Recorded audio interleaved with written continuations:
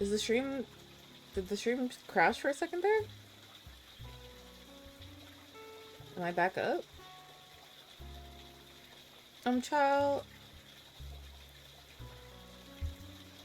Uh-oh.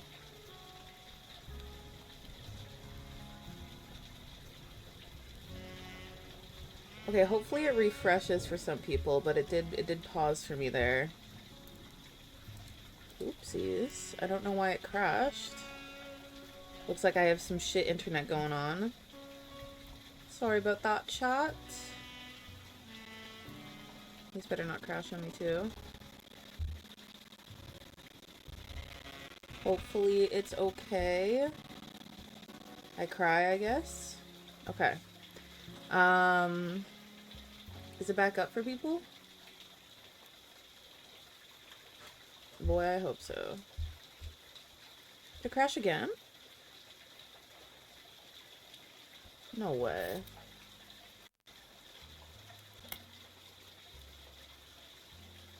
Are we good? Are we good?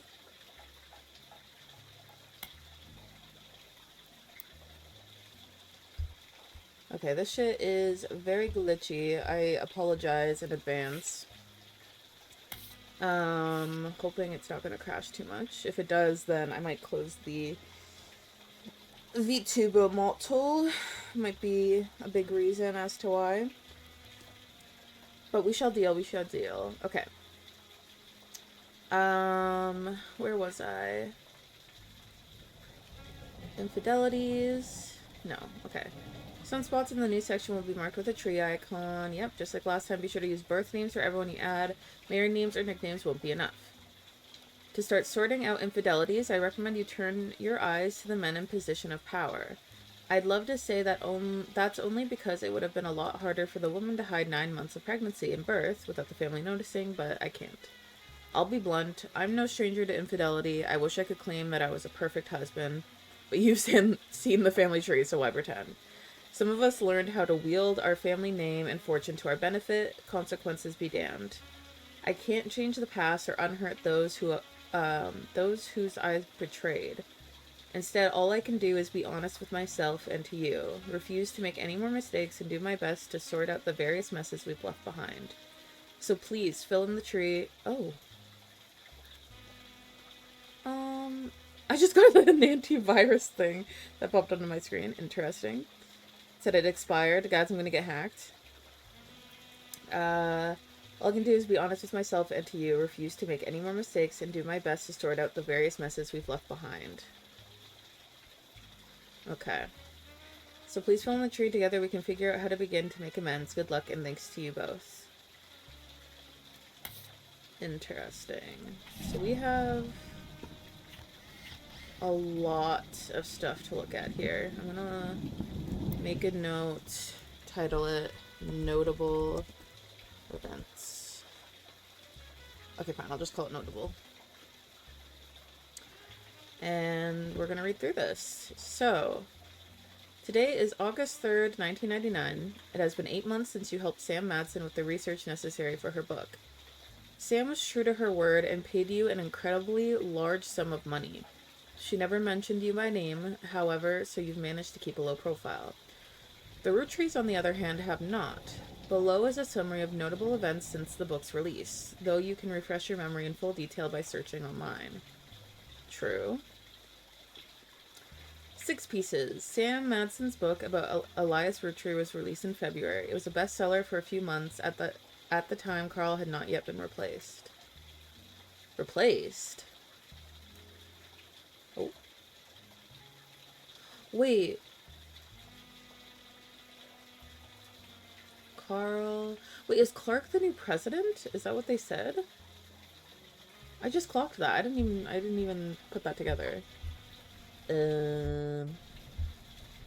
Okay. So, 6 pieces.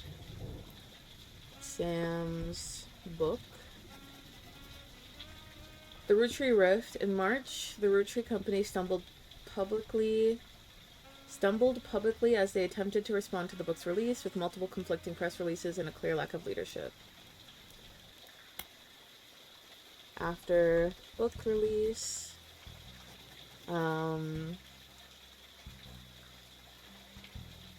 Lack of leadership. Okay. Clark Rafferty LaRue. Clark was announced as the permanent successor to Carl Roottrees. Ooh, man. Welcome Sam Madison to the family officially. The company hired an outside legal group to handle the changes to the Clancy Trust. This includes any other new questions of lineage. 5 Ps. After this announcement, there was a rash of different people claiming to be Roottrees. People claiming to be Roottrees. Mostly dismissed as opportunists and scammers. The highest profile of these by a wide margin was a rapper named Felix Fellows, who changed his moniker to 5 Ps. Rapper alias 5 Ps. As a publicity move at the same time. 5 Ps is the only notable person on the updated tree. Roottreemania, and another high-profile misstep, Miracle Roottree publicly and vehemently denied that 5 Ps was a Roottree. Okay. The Roottree's legal team then offered to do a DNA test to get 5 Ps to drop his claim, and in a moment that caught what seemed like the entire world by storm, the test proved he was a Roottrie. Ooh. Suddenly, the world was obsessed with the Roottries. Anonymom and Jane Doe Roottrie. In July, an anonymous woman, who the press began to refer to as Anonymom, okay, appeared in interviews with her face and voice disguised. Unknown. She claimed that an affair with a Roottrie led to the birth of her daughter, aka Jane Doe Roottrie. Okay. If true, Anonymom's daughter. If true, this would make her daughter yet another secret Roottrie, and therefore entitled to a share of the Clancy Trust. Nobody knew it at the time, but this would turn out to be the last chapter of the Roottreemania saga. As more and more... As more and more Anonymom's story came out, people began to notice how much it echoed 5 Pieces in nearly every significant way. The court of public opinion began to turn, confirming the world's suspicion. The DNA test, orchestrated by lawyers on both sides, proved that her daughter was not a Roottrie. Ooh. Anonymom's daughter is not a Roottrie. This final event caused public disappointment, smugness from doubters, and countless accusations of the entire ordeal being an elaborate hoax or attempt at fraud. Things got a bit ugly, and the fun of Roottreemania seemed to disappear overnight. Now, a month later, it feels like a distant memory. Okay. It's a lot of info. And then we have a previously on. Oh, wait, no. Previous. Can I put it as previously? Previously. Okay. This is a new investigation with a new focus after many months of newfound interest in the Roottrees. It is recommended you try to catch up with some of what happened since last time. Some web searches may yield new or different results. Okay, I'll put that down. Some books and magazines from your previous investigation may be relevant to your new one. Okay. It is also a much more widespread search. The list of first and last names you can choose from will contain red herrings. Ooh. I'm gonna star that. Not all of them will be used. Below is a reminder of some of the most notable beats of your initial dive into the Roottrie family tree. All evidence from before is still available, and for your convenience, any searches that do not... Wait, all evidence from before is still available, okay. Any searches that do not lead to new information still function as they did during the first investigation. Okay. The Roottree Candy Company was founded by Elias and Gwyneth many years ago. The entire family had a financial reliance on the health of that company. Most of the action took place in or around Butler County, Pennsylvania, where the company was initially located. Elias, Carl, and Raina were on the cover of magazines. Wow, they ate that. Other notable Roottrees such as Lauren Roottree, Miracle Roottree, and Jim Roottree had physical media such as record labels, books, and movies associated with them. Okay. Oh, that's huge. Wait, I don't want that bulky text. Lauren Roottree, Miracle Roottree, and Jim Roottree. I'm just gonna put have record, albums, books, and movies associated with them.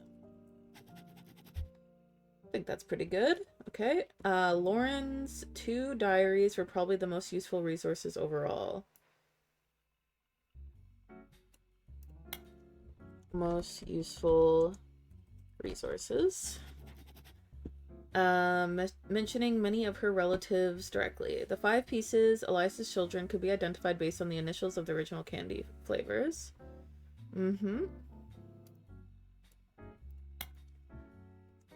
Original flavors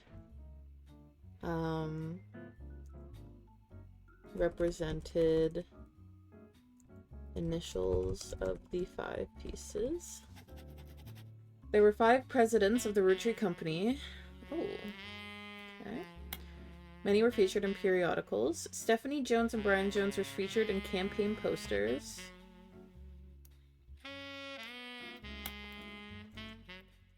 Oops.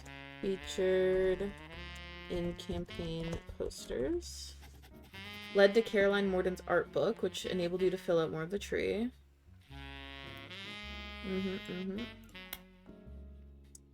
Many of the younger Roottrees were found by following a complex rabbit hole through a conspiracy site that led to finding a searchable web address for Chris Rafferty, Lauren's grandson.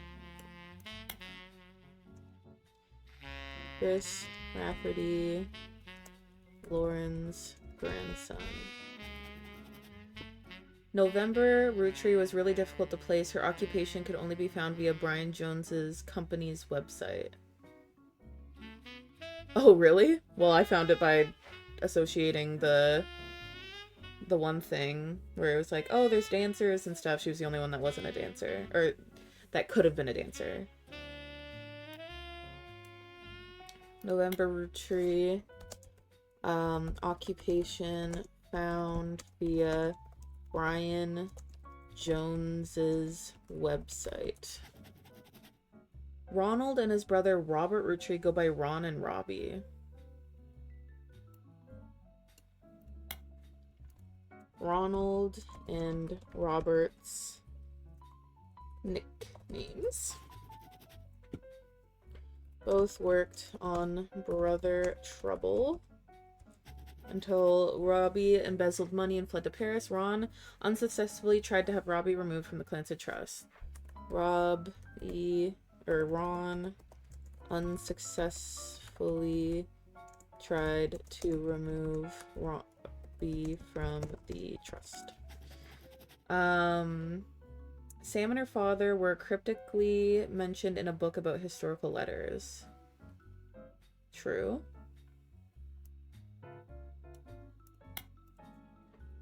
Birth father mentioned in cryptic letters from Hattie. There were also a few dead ends and red herrings. Aloysius Herring Roottree, who claimed he was a Roottree but was not. Family Man, a book about Elias Roottree, turned out to be propaganda and not useful. Don't even remember that. Lauren's other books, historical romance novels, were not very useful on their own, though could lead to other information. Okay. Not useful on their own. Could lead to other info, though. Caroline Morden sculptures were not useful. Whatever.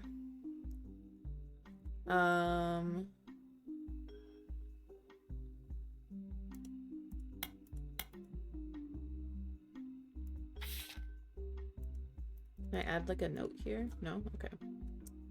Okay, that's fine.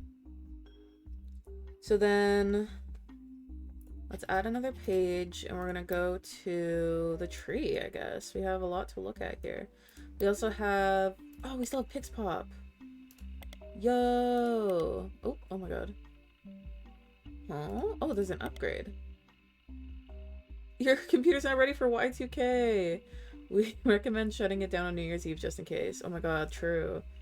This upgrade includes thousands of bug fixes and enhancements. Your system should be more stable and smooth to operate. Here's some of the highlights. File names can now be up to 20 characters long. That should be enough for everyone. Putting a CD in the drive upside down will no longer heat the plastic to dangerous temperatures. Oh wow. We no longer prompt you to replace the printer ink when it's still 50% full. As always, remember cashew PCs are delicious. Cashew PCs are not safe for human consumption, and any computer part eaten are done at your own volition. Okay, I can't read that. Anyways, oh god.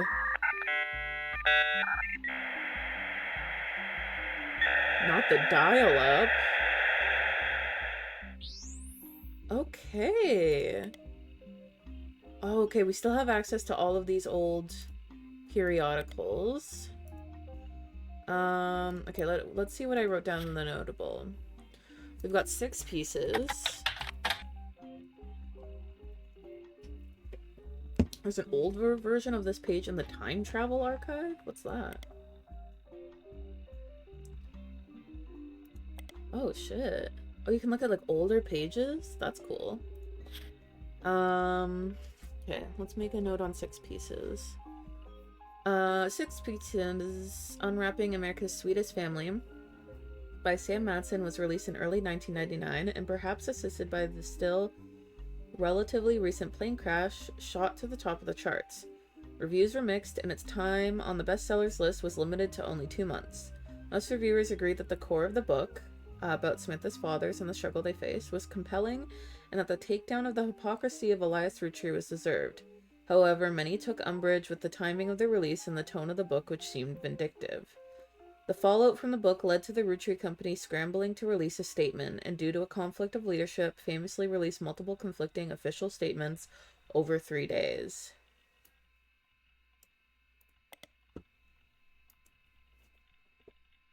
After book release.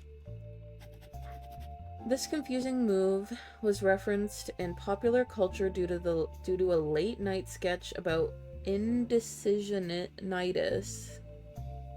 Wait, okay. Indecisionitis? But more traditional analysts have been calling it the Roottrees Rift. The Roottrees Rift. A few months later, due to Roottreemania, the book re-entered the charts and sold even better than the first time. Okay. Wait, so Roottreemania is an actual... Roottreemania immediately followed the announcement that a rapper going by 5Ps was actually a Roottree. 5Ps. Was actually a Roottrie. Collectively, popular culture seemed to focus on the Roottrie family for a few weeks before everything felt oversaturated and society moved on. Because of the 5-piece saga, an underlying through line to how pop culture treated Roottreemania was an excuse for everyday people to claim they were also Rootrees. Daytime talk shows had I'm a Secret Roottree episodes. Daytime talk show episodes. Late night hosts and guests made jokes about other lost members of the family, and there was a widely shared website where you could fill in your own name to find out if you were a secret Roottree. Where you submitted your name, it simply said no with an image of Clark Rafferty LaRue giving you the finger. Wait, that's awesome.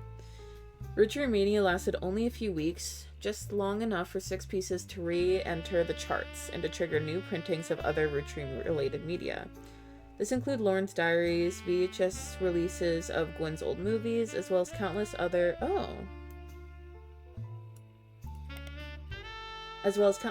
unauthorized biographies, which mostly seem to attempt to capitalize on the Roottrees sisters, Carl and Brenda. These re-releases were too late to successfully capture on or extend the craze. As a result, most of them were failures, and countless novelty shirts that had variations of I'm a secret Roottree, oh my god, that stupid ass shirt, became immediately unfashionable, though some people still wear them ironically. Okay, I would wear it ironically, but it's ugly.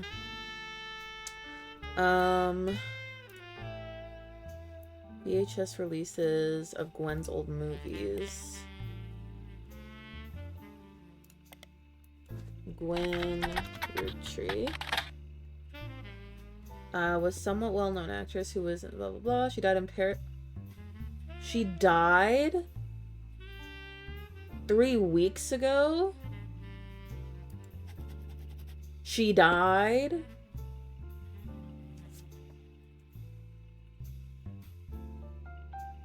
Or what was her generation? The whatchamacallits.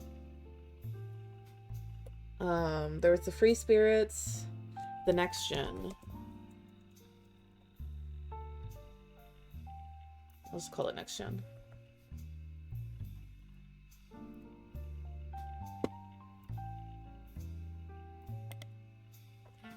Died 3 weeks ago. After leaving Hollywood, she made no effort to stay in the limelight, and most obituaries tend to focus on her largest role. Not much is known about her death except that it was announced that she died peacefully in her sleep while being treated for a sudden severe case of pneumonia. Bro. Before that, she had apparently been in relatively good health, according to her friends and family in Paris. She was 67.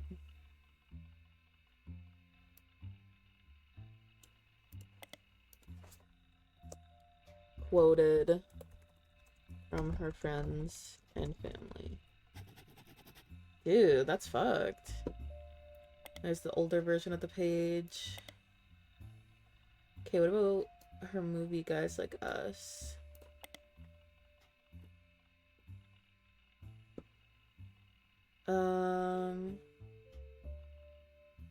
Even so, it did sell modestly well. It's a comedy. Yep. It was fairly popular at the box office and made its budget back, but was seen as somewhat formulaic, so it didn't really stand the test of time. Okay. Before, there was not much on it. Okay. Interesting. Huh. I'm a secret Roottrie. Oh.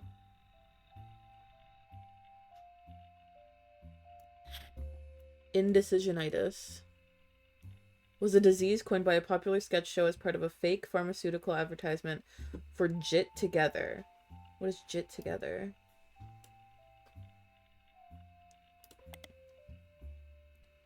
Okay, well, the segment isn't fully about the Roottrie Candy Company. It was released in the weeks after their bizarre response to the release of 6 Pieces by Sam Madston and references the recent news. In the sketch, a woman ordered a number 5 at the drive-thru speaker. Then after pulling forward, she changed her mind at the window, asking to switch it to a number 3. This caused a lengthy backup and annoyance among the restaurant employees and other patrons. After she pulled away, the same woman then barged into the restaurant and passed the current line, loudly complaining that she didn't receive her number 5. After this, the sketch transitioned from the restaurant scene into a pharmaceutical commercial. A doctor claims that the woman was suffering from indecisionitis, a disease that causes extreme confusion and irritability, and has recently been found to severely hinder the leaders of large corporations, but could also spread to humans. The doctor then recommended Jit Together, a fake pharmaceutical drug. Multiple testimonies use variations of the catchphrase, "When I can't make my tough decisions, I've got to get my Jit together." Okay, bro. OMG, same. Well, yes. Hi, soul. The final testimonial included a bald man in silhouette with a voice changer saying, "I'm not comfortable sharing who I am, but I am comfortable saying that before I took over my family's candy company, I really should have gotten my Jit together." Was that a dig at Clark? I support that. I support that. Okay, interesting. So, Six Pieces. Six Pieces is a book by Sam. By Sam. What's her last name? Madsen?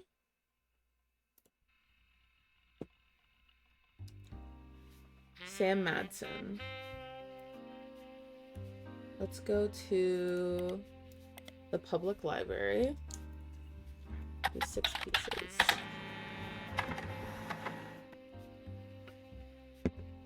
Sam Madsen's book was released earlier this year and details the truth about Elias Roottree as well as Sam's father, Edward Clancy Roottree, and John Miller.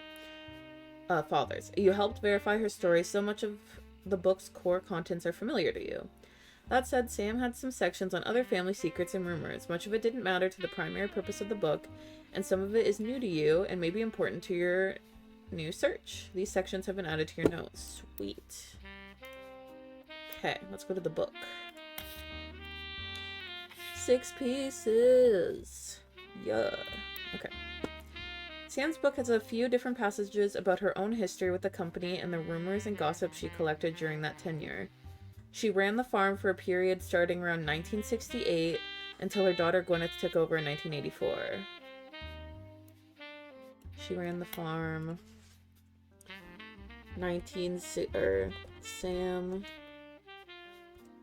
1968 until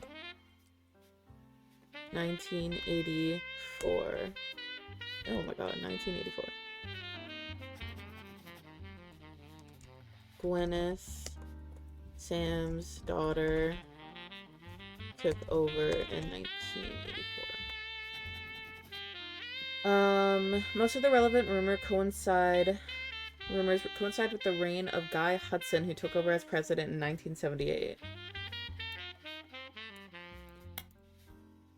President in 1978. Sam was very much not a fan of Guy. Oh, shit. And according to Six Pieces, it was an open secret within the family that Guy was very much not a fan of remaining faithful to his wife, Patricia. Oh, shit. Many of their hires at the time were young single women, and Guy often spent a lavish amount of money on private parties. Ew.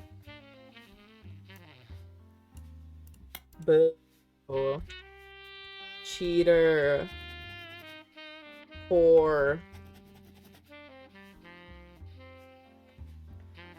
This was 20 years ago, and Sam warns that most of it is hearsay. Still, you find the following information that may be relevant. One of Sam's farm supervisors was named Elizabeth. Oh. Elizabeth had a daughter, who Sam never met, but who worked as one of Guy's secretaries. Oh.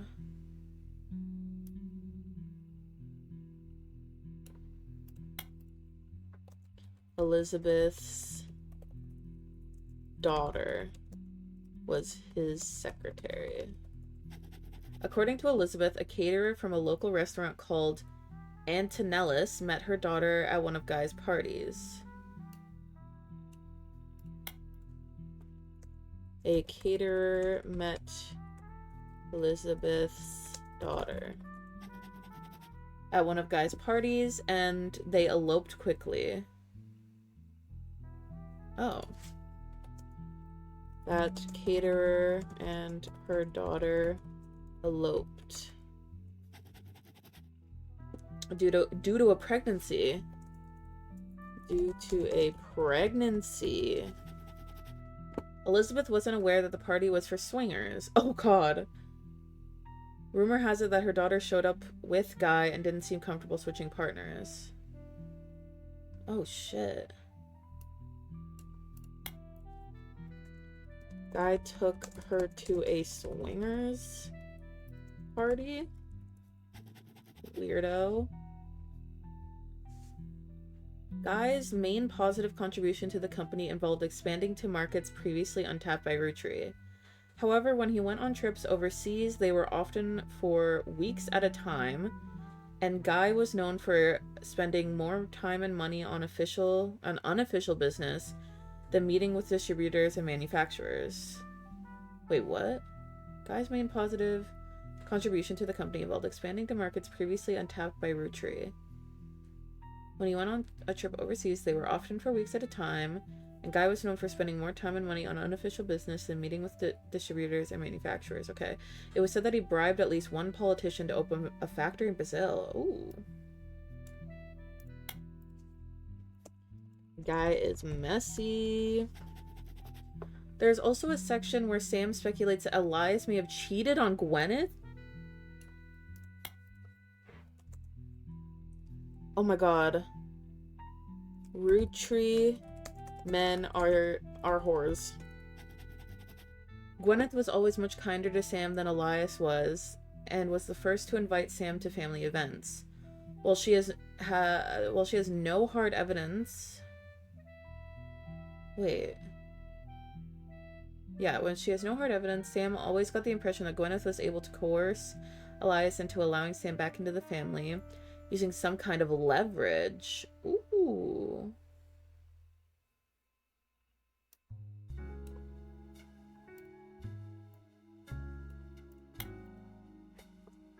Gwyneth had leverage over Elias. Instead of it being a natural course of events. She mentioned that Elias and Gwyneth were known to loudly argue. Ooh. Sometimes about another woman. About another woman. Sam also says her son Ernie once asked her, "Who's Beth?" Oh shit. A name mentioned in argument. Because he overheard them yelling about someone with that name. As far as Sam knows, Elias once had a secretary named Elizabeth. Oh, a different Elizabeth. A different Elizabeth. What the fuck? But she never met her. Damn. This family's so messy, dude. Like, when did they chill? When did they chill the fuck out? God damn. Okay, let's see what we have from the book. So, Sam ran the farm for quite a few years. She was not a fan of Guy. Guy had a supervisor named Elizabeth. Or sorry, a secretary named Elizabeth. And then there was a thing about... There were a large number of Antonelli's restaurants, not because it's a chain, just because it seems to be a common name for Italian restaurants. You may need to use a more local resource if you're looking for one specific one. Okay, so the Butler County Times. Antonelli's is an Italian restaurant and has been in the Butler County Times twice. The most recent time was when it closed in 1992. The owner, Rochelle Zimmer, sold the land the building was on, and at the time of the article, she was unsure if the restaurant would move to a new location or if she would retire. Okay. I'm gonna make this about Guy. Guy Hudson.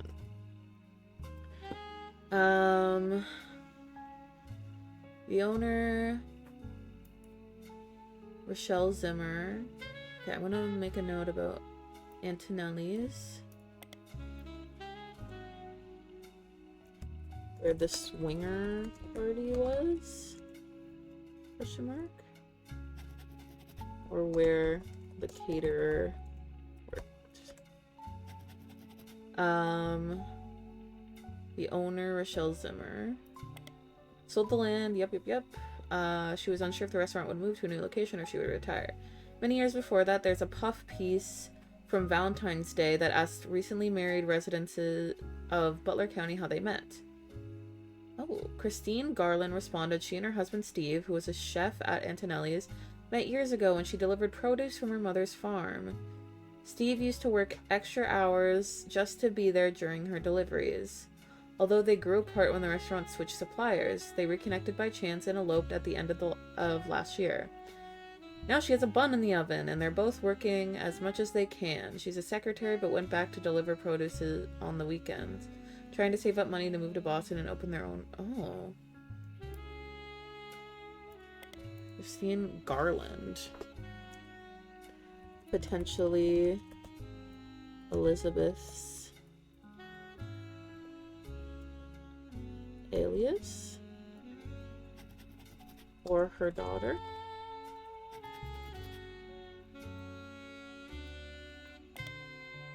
Christine's husband.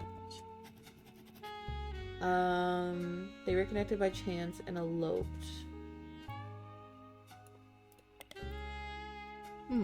Elope? Oh. Eloped, you say? She has a bun in the oven. More kids. She's a secretary. Coincidence? Coincidence. And trying to move to Boston and open their own restaurant. And that was in 1978. When the article was released. Let me look up Christine Garland. Let's look up Steve Garland. Maybe... Steve Garland is mentioned in a couple articles. The first was an article about how he met his wife. The second is from months later, in September. A listing for his weekend cooking classes, Gourmet for the Groovy. The blurred mentions that he's been giving lessons from his home kitchen for the last month so he can keep an eye on his son. Ooh.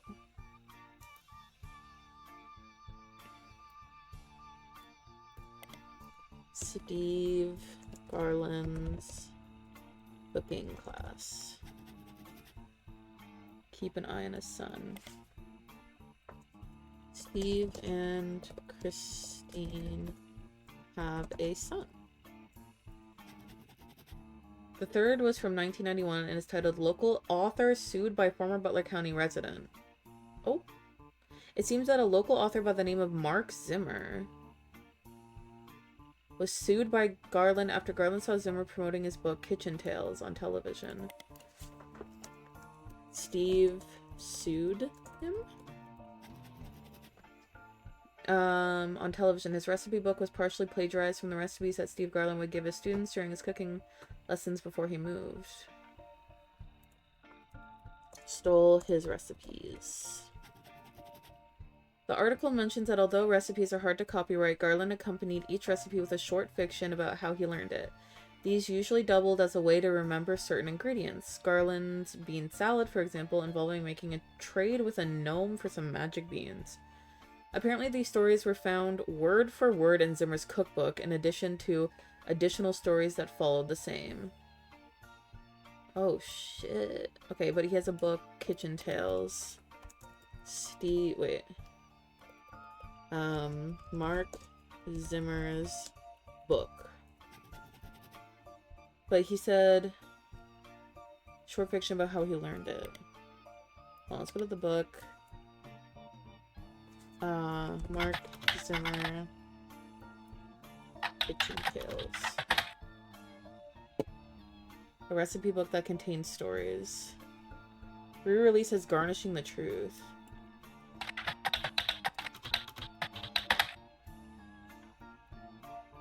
Steve Garland.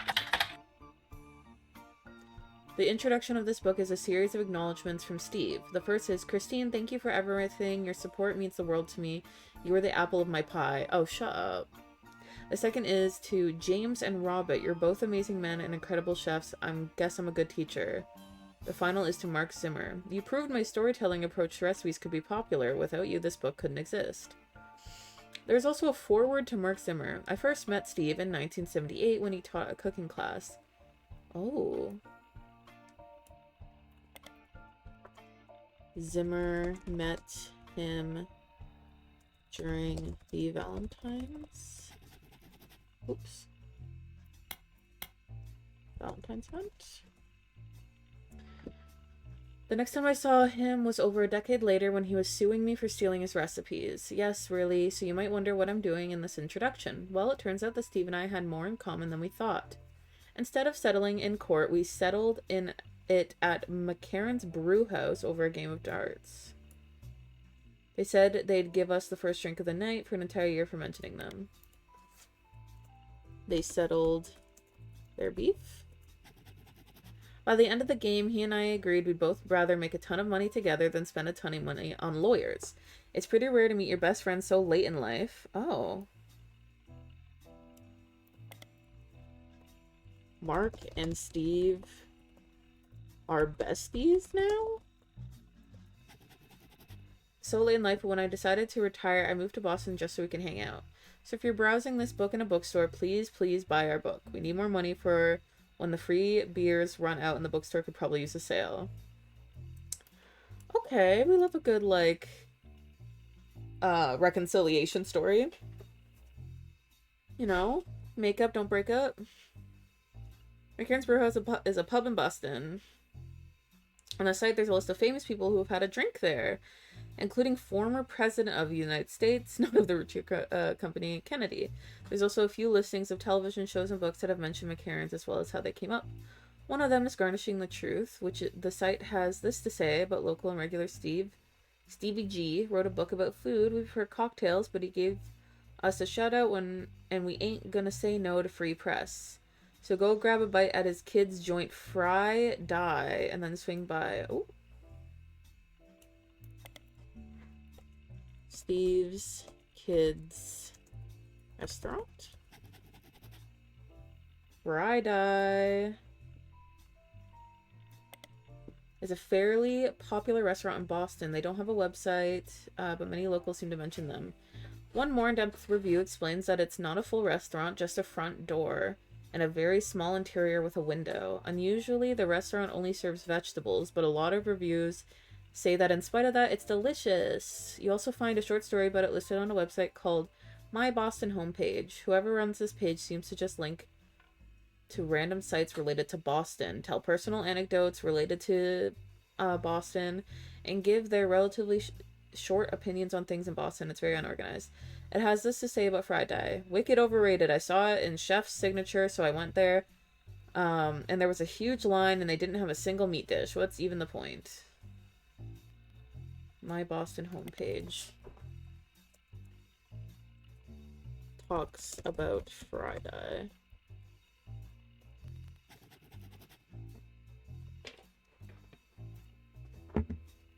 It's run by someone with an eclectic tastes. They claim to rate things on a scale from wicked awful to wicked wicked. The most recent thing to receive a wicked awful was an antique store called Bee's Things. Apparently the owner, Beatrice, is not very friendly. Damn. The most recent establishment to receive a wicked wicked is a comic book store in Cambridge called the Million Year Picnic. As far as you can tell, nothing besides Fried Eye seems to be connected to your search in any way. Okay. Okay, I mean, that's good to know, I guess. Fried Eye. I wonder if Fried Eye is talked about in here. No? Anything Business Watch? No. Did I write it correctly? Okay. Just making sure. When it has a dash, I like fuck it up. Fuck it up, fuck it up.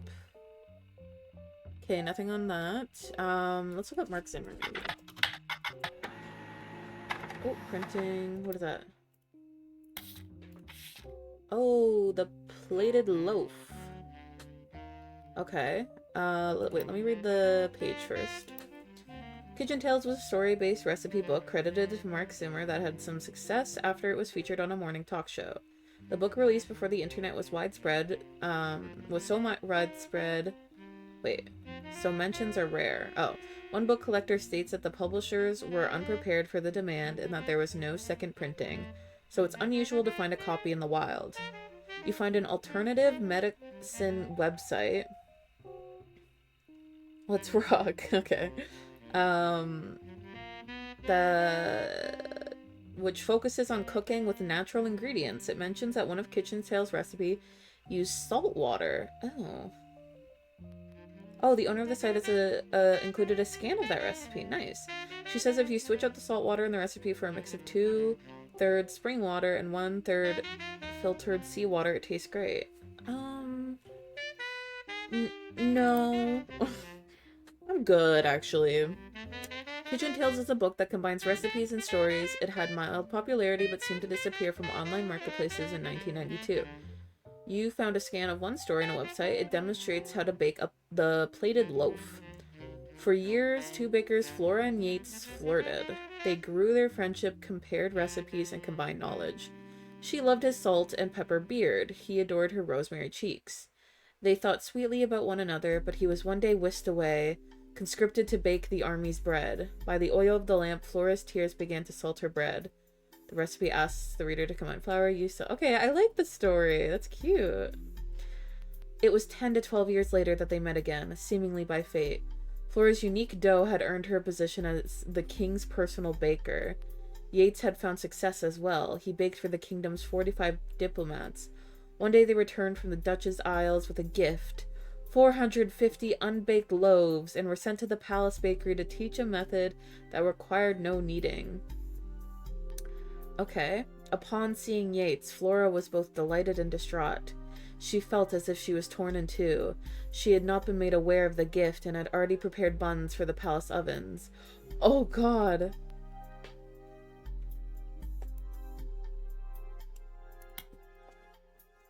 She was pregnant before meeting Steve. So it must be Guy's baby. She wished to greet Yates warmly, but was struck by fears that he'd be unable to bake with her. That she'd face retribution for being unprepared. She cries to Yates, adding more salt to her dough. Yates eased her pain. He insisted she had no obligation to prepare for return she thought impossible, but he shared her fear for retribution. He knew if they did not solve her predicament, they'd miss their final chance to bake together. In the end, instead of wallowing in the present, they worked together to shape the future. They twisted and entwined their doughs and baked them as one. Thus was born the plated loaf. Word quickly spread of this new delight. The king's decree on royal parchment was that it would be considered a delicacy. Bankrolled by the king, Flora and Yates spent their days baking together. Oh. Worked for the king. Guy. They traveled for 45 years, then settled down for 15 more. Their souls were golden with no regrets. Aww. That's so cute. I like the story. The story is really cute. So, Christine Garland is Elizabeth's changed name. So what if her name is Elizabeth Garland?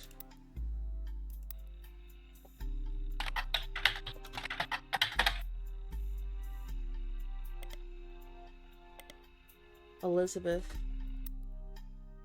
Or what if Christine Garland maybe was her OG name? I don't know. What is this? Infidelity.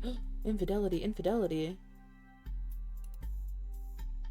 Don't tell me this is Guy.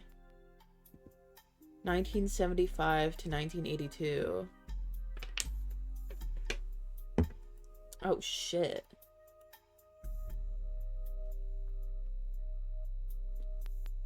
Oh, shit. Okay, this is not them. And who is this? Okay, so this has to be Guy. This has to be Guy. He was the, oh god, the third president. He was the third president. And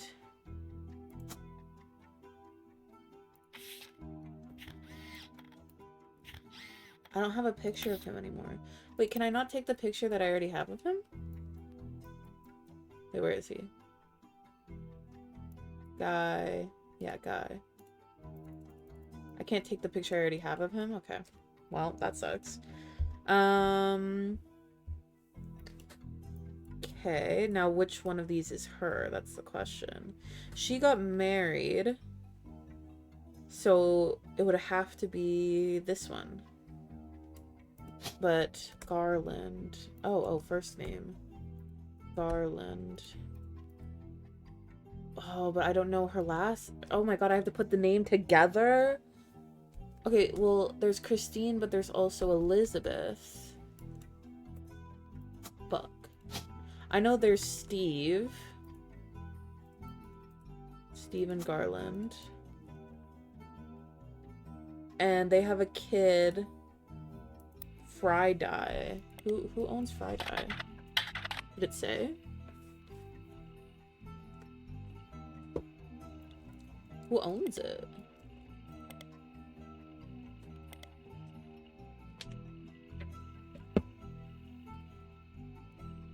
The chef's signature. Oh, oops. What is the chef's signature? It's a magazine related to food and trendy restaurants. Oh, sweet. Perfect. That's what I needed. Covers Friday, less than a year ago. Each article in Chef's Signature tends to focus on a restaurant, and like the magazine name implies, each restaurant lists the one main dish that the head chef is known for. Friday's signature is the samosa cone. The cover was added. Ah, here we go. Can a vegetarian diet be trendy? Sitting down with the Garlands, the new boy in Boston. Okay. Chef's Signature, a nationally published magazine targeted towards fans of unusual restaurants, featured James and Robert Garland on the cover of their November 1998 issue. Their sons? Oops. According to the article, the two brothers own a small walk-up window in Boston called Friday, a play on the tie-dye shirts that the servers wear. Me looking for the tie-dye shirts. That exclusively serves vegetarian dishes. Cool. Most of the offerings are heavily inspired by the powerful spices found in Thai and Indian food. Their signature dish is the samosa cone. Oops. I don't think that's important, but which from a distance somewhat resembles a traditional ice cream, complete with a waffle pattern. Instead, it contains fried potatoes, pureed peas, carrots, and a special ginger-based sauce. Oh, that sounds so good. Robert, who is 3 years younger than James. Okay. Robert is younger. So that means that this is James. Oops. This is James Garland. And this is Robert Garland. And they are chefs. Who looks younger? Oh my god, wait. Oh my god, I can't tell actually.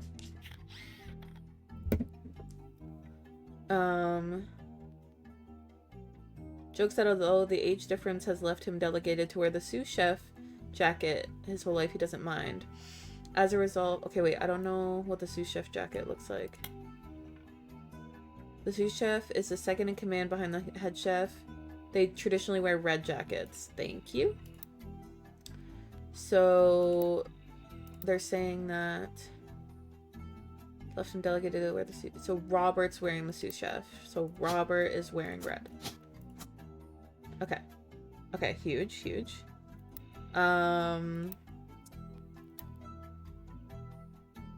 As a result, James answers most of the interviewer's questions. James credits his love for food and his culinary skills to their upbringing.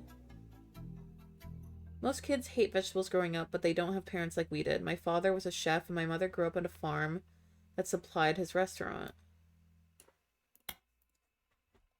Christine grew up on a farm. That's how they met. I don't have any memories from the farm or anything like that since we moved here before I could even talk, but they told me stories. My dad's a great storyteller. He even wrote a book that partially helped fund Friday. When we moved, they were looking to open their own restaurant together. Unfortunately, they never got it off the ground. His line cook gig ended up being less temporary than he hoped, and she had to go back to work as a secretary, even after Robert was born. Before we were old enough to go to school, we spent our days with my aunt. Oh. In the diner where he worked, my dad had no room for experimenting, so he'd exercise his skills at home on his days off. We'd always go shopping and cook as a family on these days, and even though we were hyper kids running around and causing a ruckus, those were some of our family's favorite memories since we were all together. Mom always had the eye for the best vegetables for him to work with, and she did her best to pass that on to us. According to the article, their parents visit Friday often. They even have a signature dessert, the Sistine apple. Whoa. Parents' signature dessert. Apple pie has always been my mom's favorite. Okay. And my dad always had this stupid line he used to make her laugh involving apple pie. What, you're the apple to my pie? Most people realize it's a Sistine Chapel pun and assume that's all there is to it, but it's actually secretly named after them, sort of. Cute.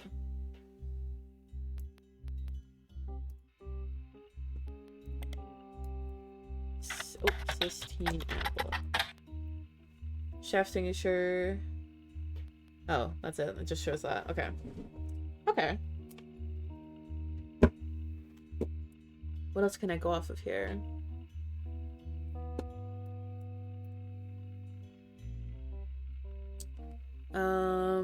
We know that Elizabeth Garland worked with Guy Hudson.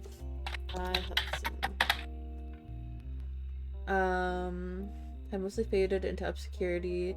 During Roottreemania, he suddenly rose to prominence again after 5 Piece appeared on the cover of a magazine holding a photo of Guy and his mother.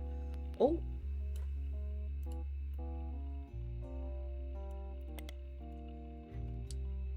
Five P's held this photo. Few people that existed adjacent to the company in the 70s have come forward with stories about debauchery and swingers parties. Guy liked to throw large holiday parties whenever he had an excuse, and they often got very out of hand. This fact has led some people to speculate that the night he died in a car crash he was drunk or impaired in some way, but the Butler County Police have released multiple statements and ample evidence that proves decisively that it was not foul play and that no party had taken place. Roottrees lawyers have been quick to threaten litigation to anyone who has tried to disparage Guy or the company in public. Okay.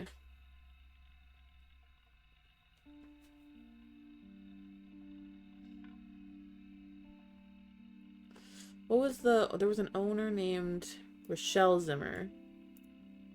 Oh. Okay, or not.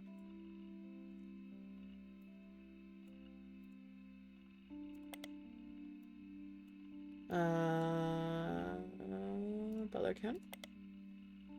Rochelle and her husband have a few mentions. She owned Antonelli's, and Mark owned a local bookstore called Bookmarks. Mark was also mentioned once in the Butler County Times when he was sued by Steve Garland. Well, yes. Okay, let's try to search this up. Boom. Appeared many times. All of them are in the form of advertisements and listings. None of it seems relevant to your current search, though Lauren Roottrees did do a book signing in 1970. Huh. Interesting. What does that do for me? Lauren in 1970 did a book signing.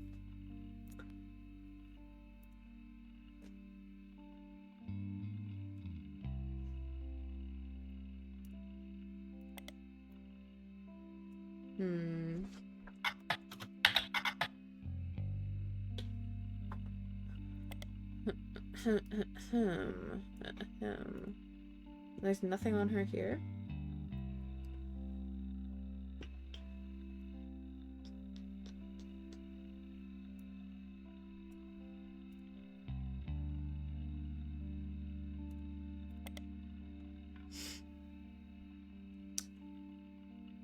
Yes, I know he was mentioned for that. Steve Garland.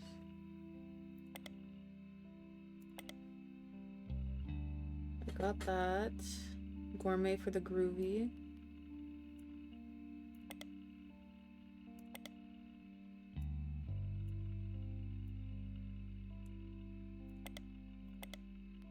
Yep. Keep an eye on the sun. Local author sued by former Butler County resident. So this happened, and they had kids, but no. They would have had... Okay, so the child that was out of infidelity would be James then. So I have this backwards. So this should be Robert. And this should be James. Yeah.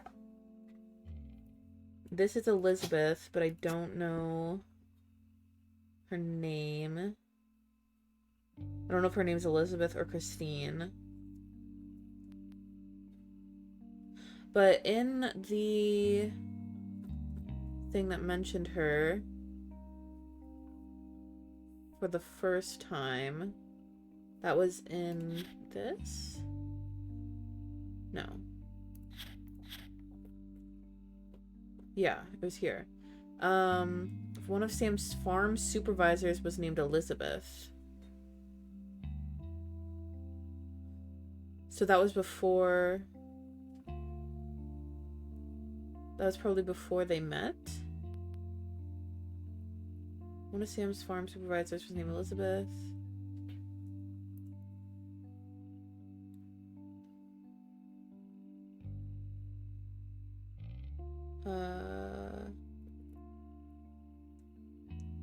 Who Sam never met but worked. Elizabeth had a daughter. Elizabeth had a daughter named Christine.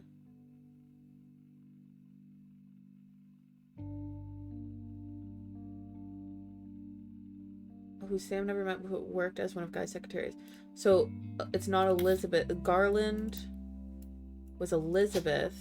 So this is Christine. Christine Garland, who was a farmer.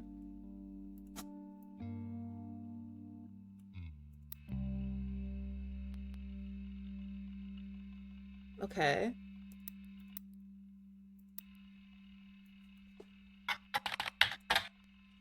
Took 5 Ps in Teen Blast. 5 Ps is popular and attractive enough that even though his music is not targeted towards teen girls, they seem to be paying attention anyway. While he hasn't done any interviews with the magazine, they've listed him amongst the hunky hotties for the past few months with small bios that tell you various facts about him. This includes his real name, David. His birthday. Okay. And his star sign. He's an Aquarius. Whoa. And where he grew up. A letter to the editor also claims that it's not possible that he was born in 1977. Oh. Fake birthday? As he claimed on a song called 17 Magazine that he turned 19, or he turned 17 in 1992. So right now he would be, so minus 10 years, it's 1982, minus 2, minus 5, born in 1975. The editor responds with a statement that they've reached out to his agent, asked about the song, and were told it wasn't performed at 5 Ps, so they shouldn't print rumors.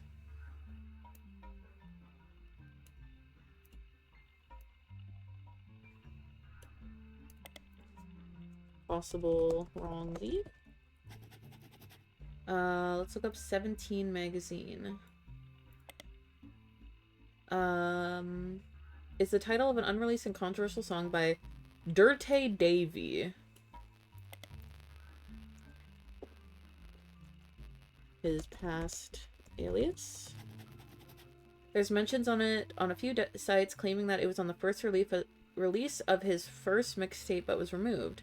There's no audio or visual evidence of it existing, but there are independent accounts from people who have claimed to have heard it, and they do generally line up. According to their recollection, it was about many different loosely connected occurrences of the number 17, mostly violent. The intro states it was written on Davy's 17th birthday and involved a fictional but glorified series of murders at a fashion show for a teenage magazine with a similar name to the song title.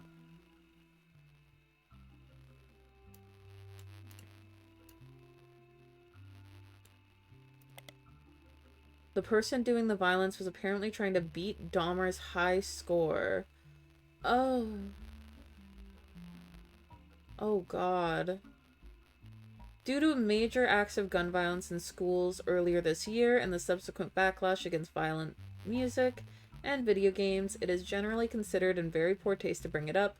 Most of the people that enjoy mentioning it online are either trolls trying to shock people or come from the morbidly curious corners of the internet. Right, Dirty Davy. According to fan sites, Felix Fellows is not 5P's actual name. His birth name was David Fellows. 5P's. Dirty Davy was 5P's previous stage name. He used to sell records and perform live shows in Portland under that name. There are some people selling his old mixtapes on auction sites. One is apparently called Day Devil and another Dirt Poor.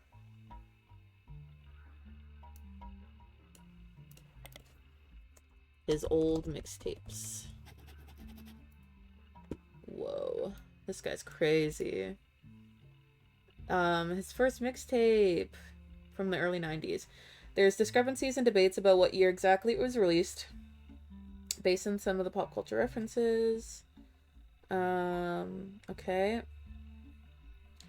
With the range thought to be somewhat between 1992 and 1994, one of the songs, Yes I Can Jump, seems to be at the center of the confusion.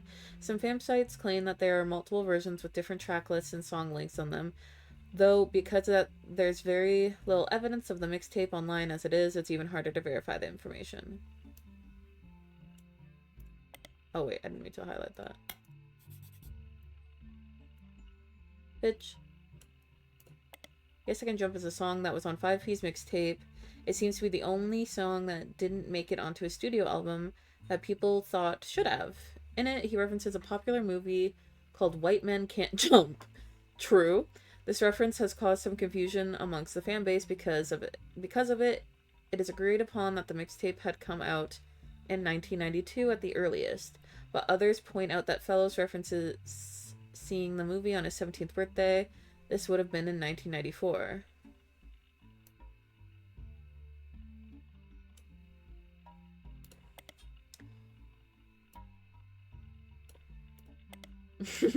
Some take this to mean that the album had to have been released in 1994 at the earliest.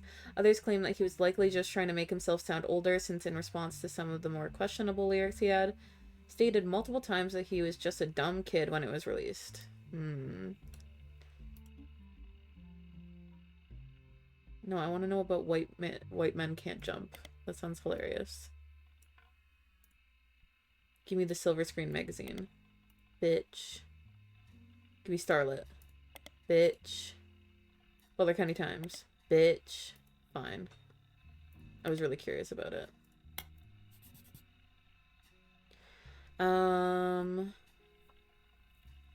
Okay, Dirt Poor. It was a mixtape by Dirty Dave released in 1996. There's a lot of online discourse from people who like to point out that in one of the songs, Felix Follows includes someone that would be revealed to be his own distant cousin. In a list of attractive women. He called her attractive. Yikes. The lyrics to one of the songs, Heat, mentions a few different prominent female actresses, models, and musicians from the 90s, and provides a crude pun or line about what Fellows felt about them. When re-released in 1999, much of the rhetoric was toned down to be less overtly profane, and the lyrics referencing Raina was clumsily replaced by Dana, a reference to a character from the X-Files. Whoa. Heat. Oh. I tried. Interesting. Okay.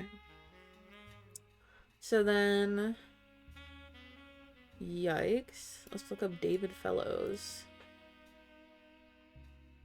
Or let's see if there's anything about him here. Team Blast? Modern Music Monthly. Wait, I didn't look up 5 Keys.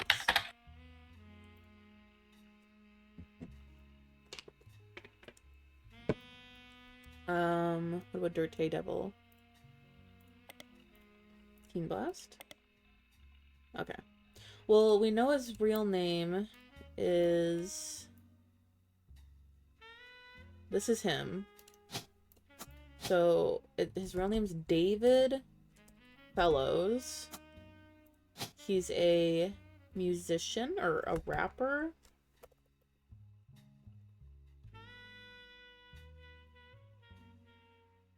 I guess musician. And I don't have a picture of him yet. Where do I get a picture of him?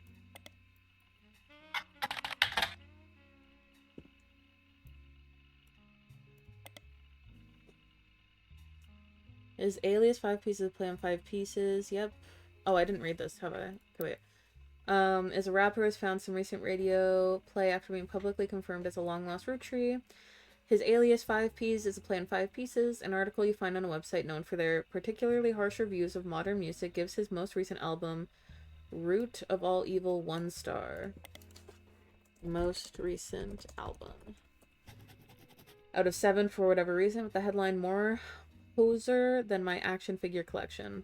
The review mentions his real name is David and he used to go by Dirty Davy, and the author rues the fact that this rebranding was a blatant marketing stunt at the expense of his mother's tragic past. She overdosed when he was 16. Oh no. Apparently only one of the songs on the album is new, and the others were simply rewritten to turn blatant references to sex, drug, and violence into clumsy euphemisms. His rise to prominence was kickstarted when he appeared a few months ago on the cover of News Time. Oh. He appeared on the cover, holding a photo of his mother with Guy Hudson. Oh. At first, oh wait, I already knew that.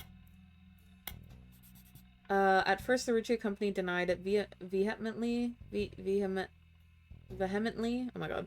Miracle Roottrees even appeared on the same magazine a week later. Oh. But since then, they backtracked and publicly welcomed him to the family. Their press release at the time stated that they had new evidence that confirmed his story. Cool. Let's look up 5Ps on News Time.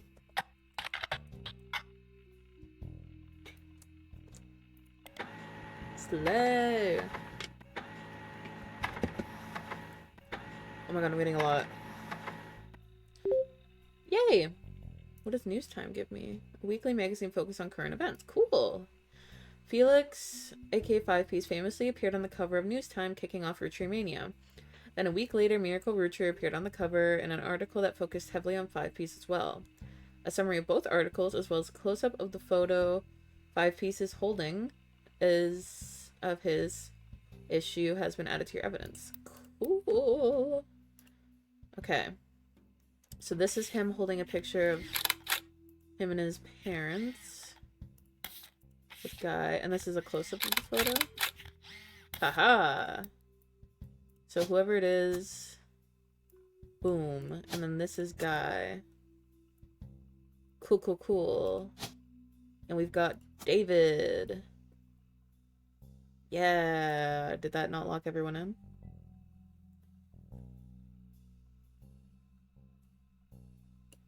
Garland Christine.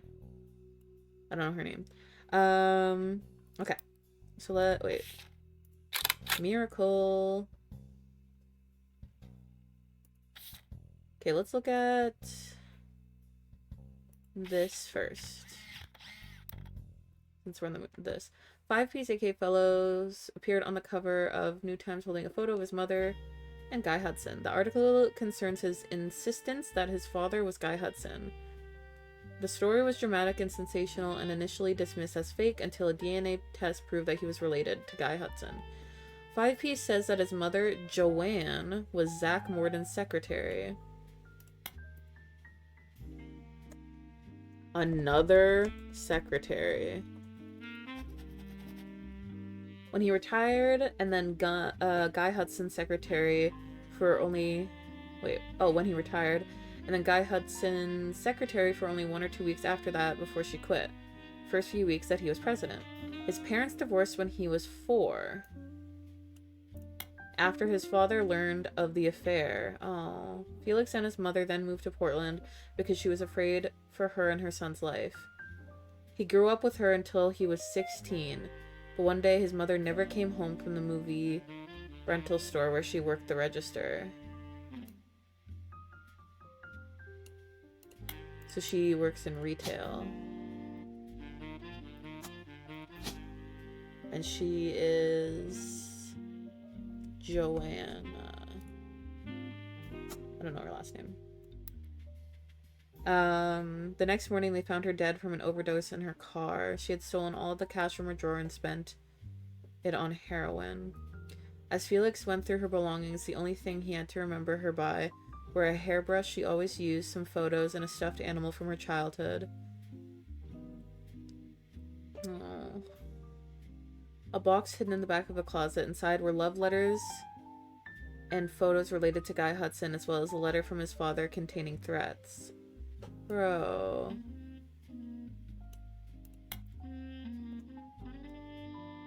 Poor 5Ps.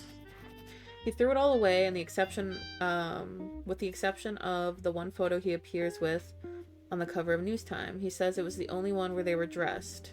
Oh.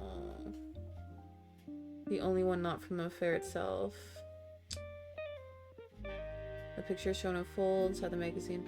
The magazine also includes some additional history about 5P's career. He was born to Riley and Joanne Fellows, but has never rapped without a moniker. He tried to find success by opening for other artists and even by selling CDs on street corners of Portland. He's only recently started going as 5Ps to harness the power of his lineage. The writer did some research into the truth of these claims and was able to confirm that Joanna did work for the Roottrees Company as a secretary sometime during the early to mid-70s. It also confirmed she died of a drug overdose and that Felix went into foster care soon after. They were unable to track down his father. They also reached out to the Roottrees Company, but at the same moment, the company's blanket statement was, since the release of a recent book, Roottrees has seen an overwhelming number of false ancestral claims. None have been factual, and nearly all have been knowingly dishonest. We encourage individuals to reach out to us in an official capacity as opposed to attempting to use our name in the media for publicity. Damn. Okay, Riley Fellows was his dad.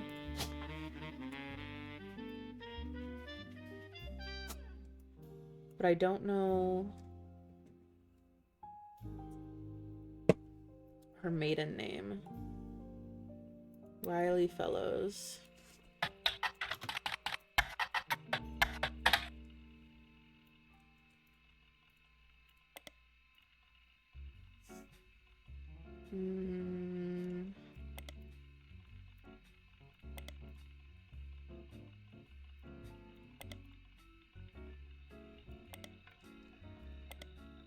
Nothing relevant.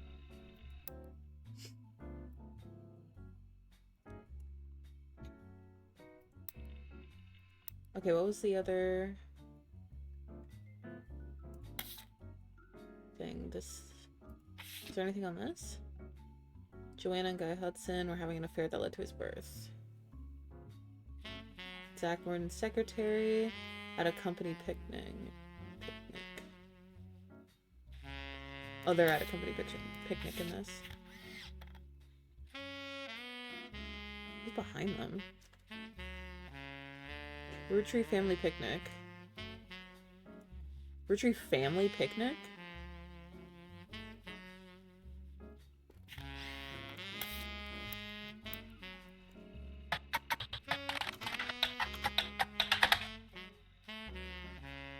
What the hell's that?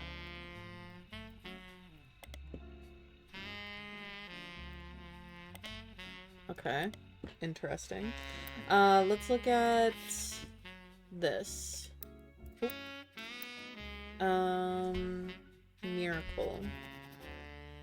Looks like he's also on the watch list.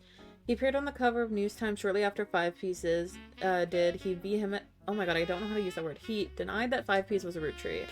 This article was from before the DNA test. Miracle doesn't focus much on the details of 5P's accusations regarding his mother and Guy Hudson. Instead, he comes across an exhausted as exhausted at the events that have been going on behind the scenes, as well as the characters of those he feels are attacking his family. He starts with 6 pieces content. He says that although most of the book was based in fact, it left out anything that wouldn't fit the agenda. He points out Sam's daughter still earns a generous salary for overseeing the farm division of Roottree, and that Sam did the same before her. That Sam's family was not destitute, and that really it was only her son who chose to take a job with no salary.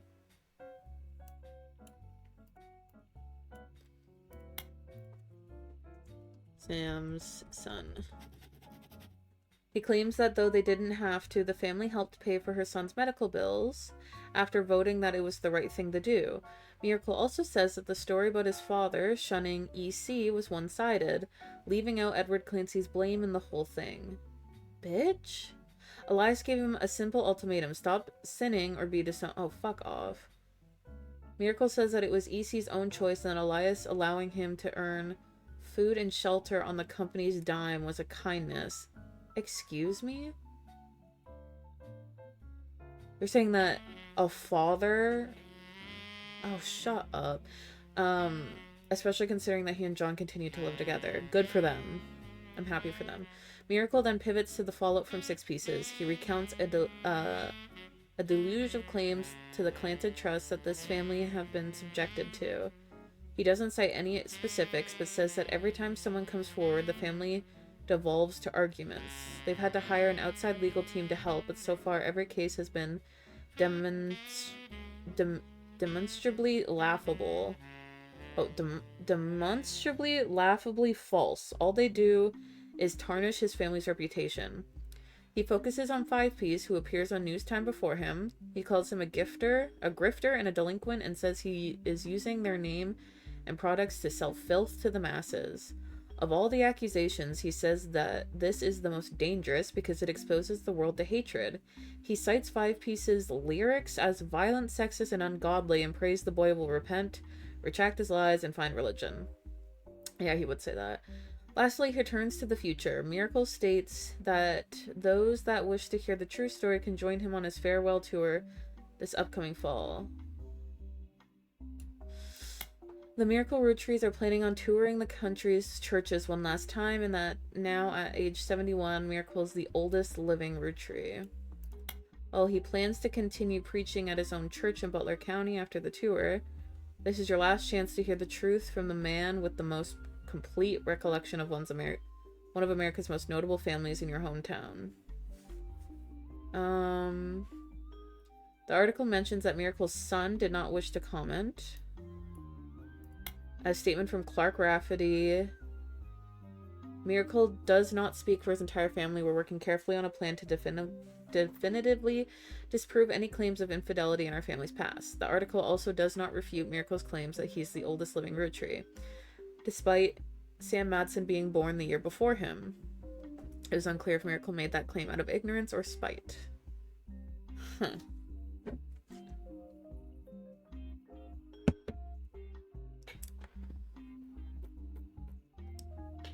Bitch ass. Miracle's farewell tour. What is a fucking farewell tour? Oh. Oh, look at the reflection in his glasses. Charlatans and thieves. Damn. Damn. So, in news time, would they have talked about 6 pieces? Would they have talked about Gwen? Would they have talked about... What if I just look up Rootree?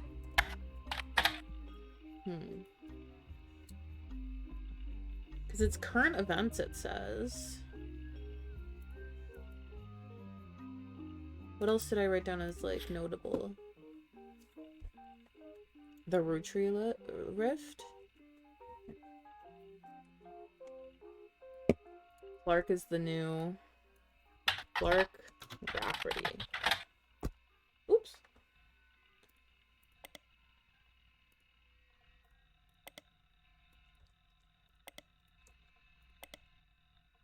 Okay. I didn't look at this.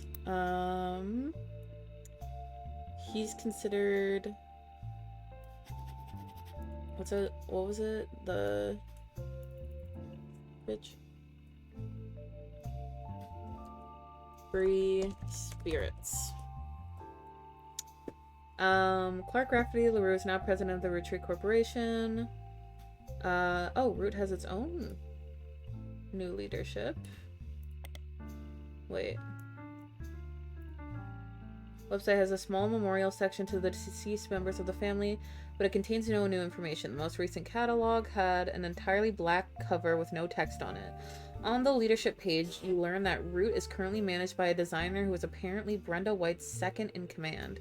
You don't recognize her name, and she seems unrelated. There's also a scholarship page on it. You find information about the Roottrees Sisters Fashion Scholarship. It is awarded to 3 underprivileged high school girls each year who wish to pursue a career in fashion. Apparently, it also gives them an opportunity to show off their designs on professional models on a real runway. According to the site, the fund was created directly from shares that would have contributed to the inheritance of the Roottrees sisters. Aww. Like other aspects of the Clancy Trust, it's managed by Ruby Legal Enterprises.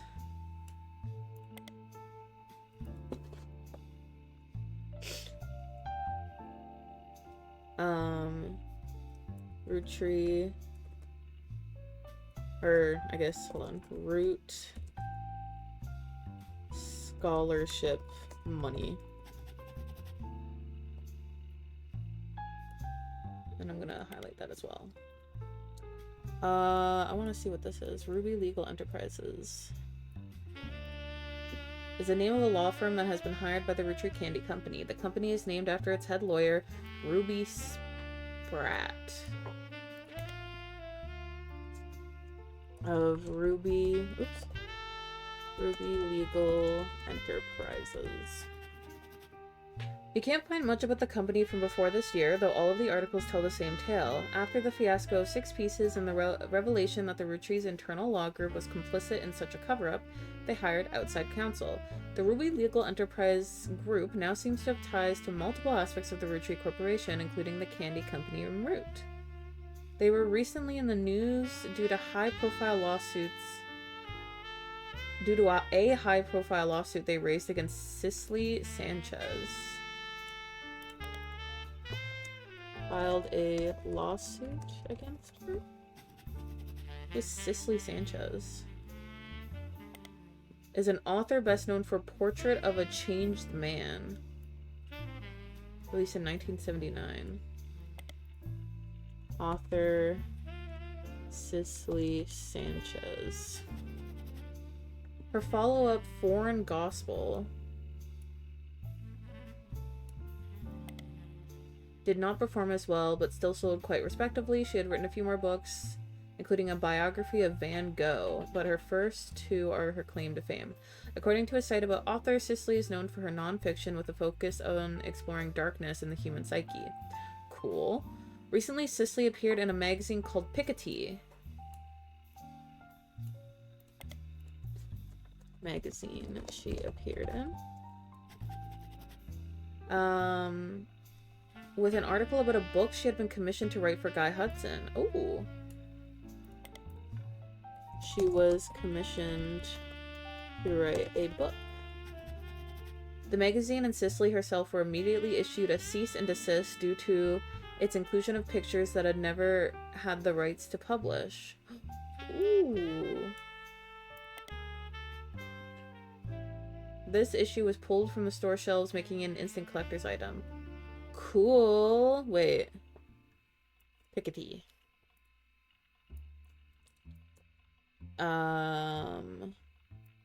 Cicely Sanchez.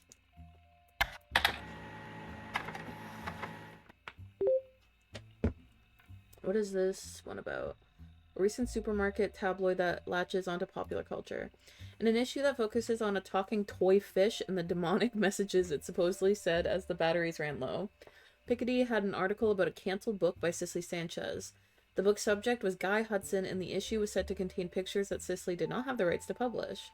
Because of the pictures, the issue was pulled from the store shelves, making it the subject of some conspiracies, and an instant collector's item. Due to this recall, the version found in these archives is incomplete. Okay. Bas El Bub. Could this popular gift be filling homes with satanic messages? Cool. It's missing pages. Oh, it has a lot of hints in it, though. Okay, this is the issue of Picadee magazine that contained an article about Cicely Sanchez. The story concerned an unreleased book she had written about Guy Hudson. Okay, I'm putting this in Guy's thing. It seems that it used photos... Actually, I'm going to do this, so I know that this is a cutoff.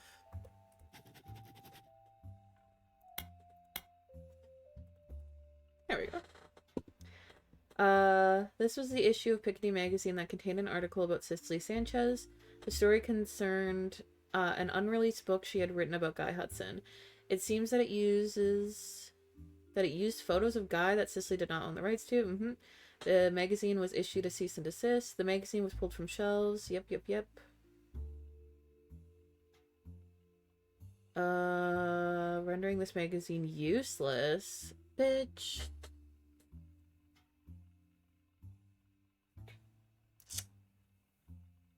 But it has 8 hints with it.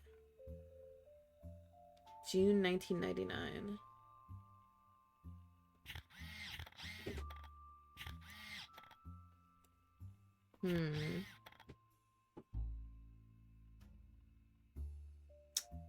So we're concerned.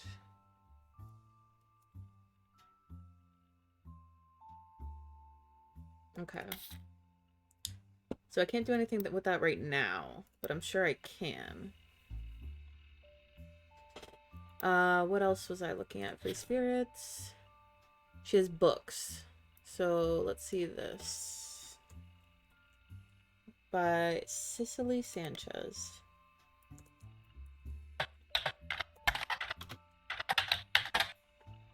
Out of print. The book's description has this to say: what if everything you stand for, everything you know to be true today, could disappear in an instant? All of your politics, relationships, gone in the blink of an eye. Would you still be you? Cicely Sanchez tells this powerful true story about a man who woke up after being saved from drowning in his backyard pool and became an entirely different person. Included are interviews from those that knew him before, as well as one-on-one chats that paint an entirely different picture. Okay, and then what was the other one? Foreign Gospel? Foreign Gospel tells the tale of a man from a Catholic church who claims he was told by God he should travel to Thailand and began to preach, specifically with the goal to convert 10,000 people. Yikes. He returned to the United States after just over 2 years, claiming to have succeeded. Huh. This book tells his version of the story, but the author also traveled to Thailand to investigate these claims and talk with some of the so-called converted. Huh.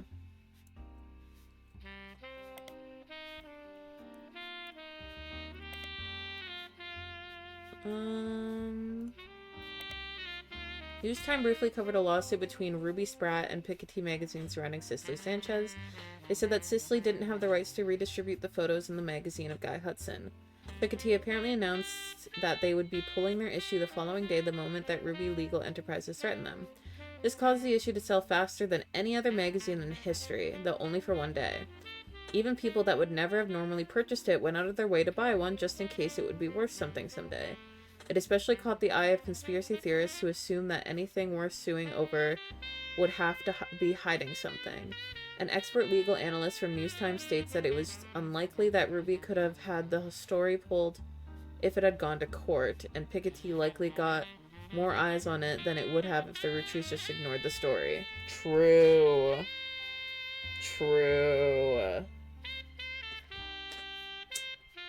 They said conspiracy theorists? I know a conspiracy theorist.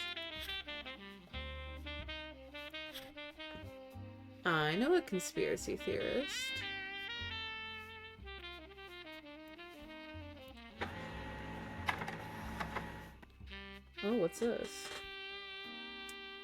Chris Rafferty's prodigy site seems to have been discovered by the masses. Gone are the art pictures of his cousins. Instead, it's a list of questions that people kept emailing him. The most relevant ones are the following. Are you the son of Clark Rafferty? Yes, but I didn't grow up with him. I remember him from when I was a little kid, but I moved away with my mom when I was very young. We left Pennsylvania and moved back home to Virginia. We lived there with Pete, my stepdad. My dad and I spoke a few times when I found his phone number on a check he sent us in the mail when I was 15. He was happy to hear from me, and now he calls me once a month, and came to visit me at college. He tells me about things I don't remember, and people like Guy Hudson and Ernie Madsen. My dad and I got along, but obviously we aren't very close. Did you ever meet the Roottrees? I used to know about the Roottrees, but never the sisters. I was in the office sometimes when I was a kid, and I definitely met Guy Hudson before he died, but I don't remember. My memory is weird. It's hard to know what I actually remember and what I only think I do because I have pictures. For example, I have a photo from when I was 5 in the office with my dad, and Guy was there. Oh. Wait, where should I put this? Guy? Chris has a photo. It's useful enough. I made myself sick by eating chocolate, and some woman who I don't know cleaned my face. I don't know if my memory of that comes from the picture or not. The photo has been added to your evidence. Yes! How did you have proof of Ernie Madsen's heart condition? I knew Ernie had a heart problem because my dad told me on one of our phone calls. I asked him about the poison because I saw it on the Roottrees Curse website. Oh. And he emailed some old stuff, including the proof, but even with the proof, the website didn't take it down. You spelled fiance wrong. I'm not good at spelling or writing. I'm good at painting and other arts. I'm going to school to learn how to edit movies. I want to make cartoons someday. Lulu is much better at spelling. Cute. Good for him. Okay, I want to see this picture. Oh, shit. Who are you? Oh, who is you? Okay, there's the picture of that. This is Chris. It's so cute. But who are you? Is the question. According to Chris, it's a photo of him, his father, and Guy Hudson. While they were distracted, he snuck into the supply of chocolate. Chris Rafferty did not know who the woman in the photo was. Interesting. What if it's Christine? I'll leave it there for now, but... What year was that, did he say? When I was 5? How old is he now? Would 75 be his birth year? So that would have been in the 80s? Maybe they're here? Because this was around 78. And this was 75. Or 74. No, 75. Okay. And I'm gonna use this picture for him. Final affair in 82. Oh my god, he had fucking 5 affairs. Jesus Christ, dude. Calm the hell down. This one was... Who is this? 1921? That would have had to have been Elias, no? That's so long ago.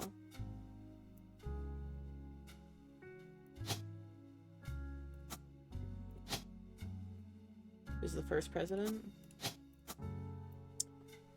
And I have no idea who that is, but that's messy. And then we have a very recent one. This one was last year. Wait. Why is this... Who is this? Why is this here? Is this someone not listed on the thing? America explain. They're on the original. Oh, maybe it's because they're not on the tree. Maybe they already had their kid. Stephanie and James or Brian. Hold on. Stephanie, Landon, Brian, Jones. Is it Stephanie Landon? Yeah. And they probably have a Jones baby. Nope. Yep. Jones something. And it's probably occupation baby. Okay, let me Google them then. Let's see what they're... Stephanie Jones. Oh! Yeah, their baby! They have their baby. Does it say the baby's name? A photo of his family together in the hospital following the birth of their newborn girl. His new daughter is wearing an adorable little Santa hat, and his wife Stephanie is giving her signature thumbs up move from her campaign. Cute. Our daughter was named after her grandmother, which ended up being very fitting. Oh, wait, who's your grandmother? I'm your grandmother. Eloise or Caroline?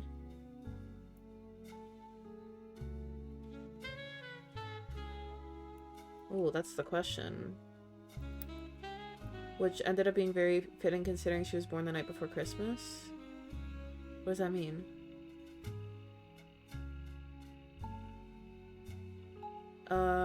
Is that a reference I don't know? Eloise, Caroline, Christmas?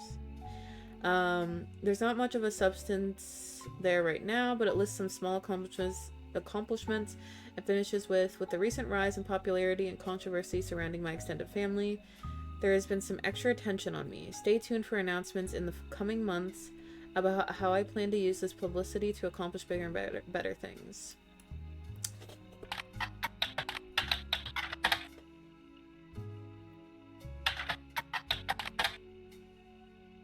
Yeah, no, neither of those make sense.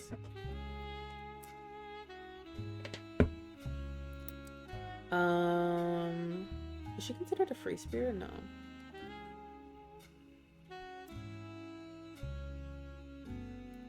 Previously notable.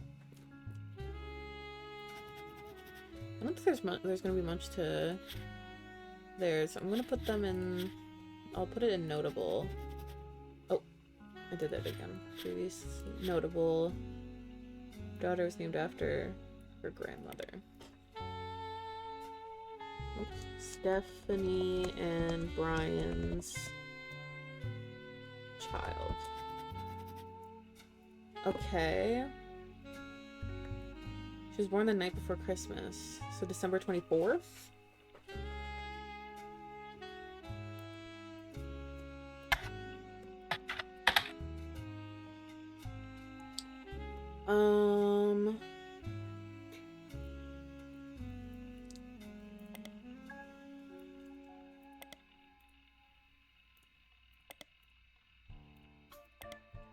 This page hasn't been updated for at least 8 months.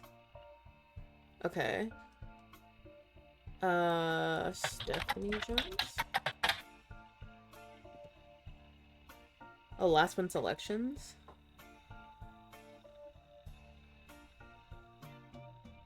It may now be irrelevant. Has lived in Butler County her whole life. She grew up without a father, with my mother and her partner. Though she had a distant cousin of the Roottrees, her mother Caroline has often come out opposed. Yeah, And then Brian, but my father taught me everything there is to know. It's getting done quick.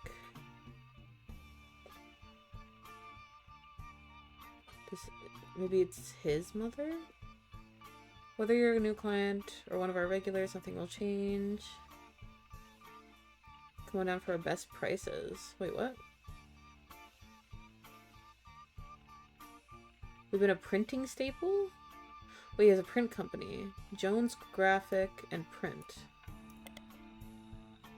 Is unchanged except it lists a few new clients, although all of them are in and around Butler County, none of them appear related. Okay.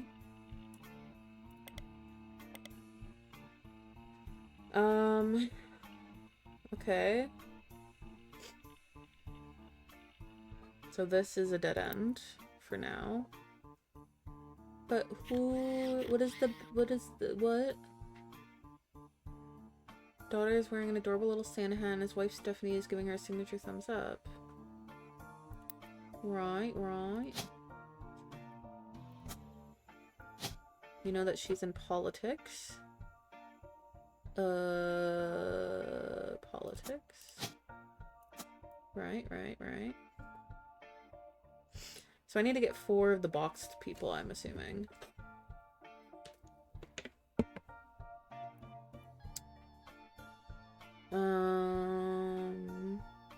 Okay. We've got him, we've got them. I don't know who this is. We're getting a bit more info on Guy, but not enough.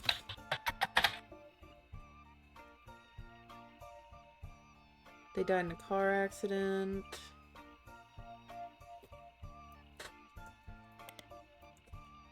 I already Googled him. He had the swinger parties.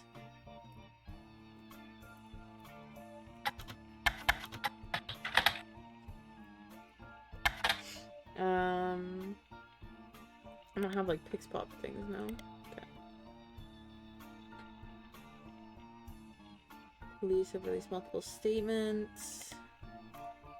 Business Watch? No. This hasn't been updated. Famously appeared on the cover, kicking off Roottreemania. A week later, Miracle Rootree appeared. Yep. Talking Toy Fish. Piketty had an article about a canceled book. The book's subject was Guy Hudson, and the issue was said to contain pictures that Cicely did not have the rights to publish because of the pictures.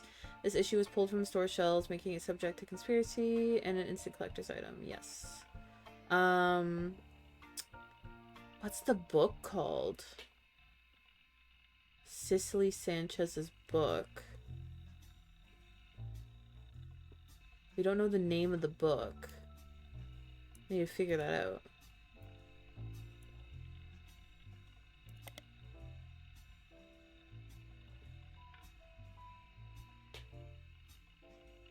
Cicely's known for nonfiction.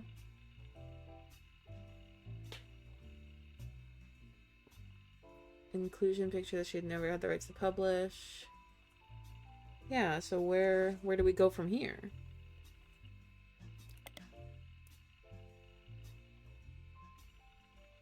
Is there any other teens I can look at too?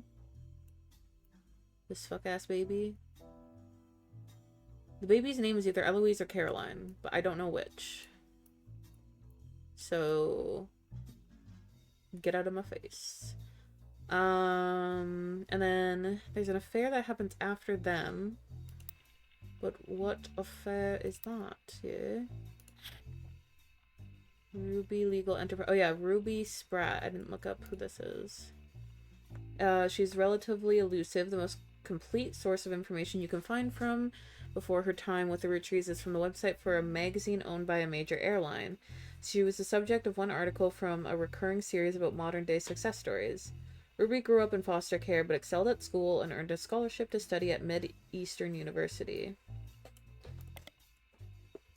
Ruby Spratt. Fuck. There she graduated at the top of her legal class and was quickly hired as a lawyer for a prominent firm. There are a few... Hired as a lawyer. I'll just do that. There are a few high-profile corporate-involved cases she was a part of. One was as a legal consultant for a class action lawsuit against a manufacturer of steering wheel covers. Okay, another was to help a local gas station chain in our homeland of Portland. She's from Portland, okay. With the rollout of a promotion that allowed gas station customers the ability to bet on the price of gas. The blurb ends by calling her new firm a double threat. Her company services are a cross between a traditional lawyer and a PR manager. Interesting. Mid-Eastern University is a notable private college that advertises itself as midway between Maine and Miami. Their mascot is the Spectres. Their legal and language departments are their pride and joy, though they have also fairly extensive computer science and robotic programs. Along with other prestigious schools that haven't quite reached the notoriety of Ivy League schools, some refer to it as a little Ivy. The college has embraced this, calling their newspaper the Heterold. Okay. which is a combination of Hedera and Herald. Wait, so they... Wait, Herald... What's her name? Oh, Ruby Sprat. Ooh! New periodical added. Wait, let me go back to here. Their website boasts that they have a historical technology museum on campus, including a still functioning computer. They also have a printing press that they use to print one special year-end issue of the Herald each year. Ruby Spratt graduated top of her class from Mid-Eastern's Legal College. Her valedictorian speech was somewhat controversial at the time, as it was quite serious, with a heavy focus on wealth inequality. This didn't go over well with the predominantly middle to upper class audience in attendance. Damn. The editor of the Herald at the time said, Ruby, unsatisfied by simply earning her place at Mid-Eastern with a full scholarship, went on to earn a captive audience of her peers with a perfect GPA. It felt like the ideal occasion for a celebration of an undoubtedly incredible individual. However, by the end of her speech, there were many in the audience that wished that neither of those events had transpired. It was a passionate attempt to use her soapbox to proselytize her fellow students and their parents into the religion of poverty, but unfortunately, judging by the silence, they remained unconverted. Huh. Hi, Leah. What does this mean?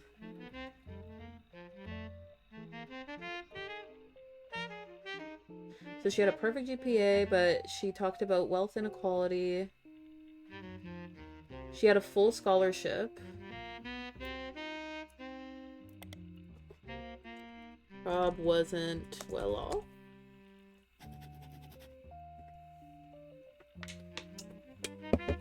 What is proselytize? Thank you very much for helping me there. Oh. Wait, go back. Wait, go back. Okay. There were many in the audience that wish that neither of those events had transpired. Okay, this didn't really help me that much at all. Did anyone else go to this? Guy Hudson. Who else is a lawyer? Clancy Edward. Edward. Rootree. Okay. I guess they didn't go.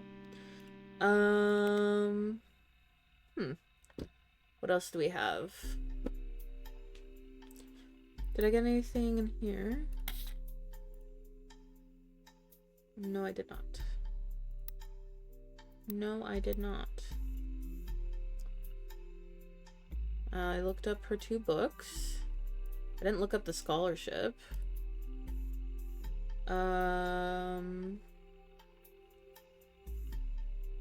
Wonder if there's more on this. Maybe in Teen Blast? Oh. No.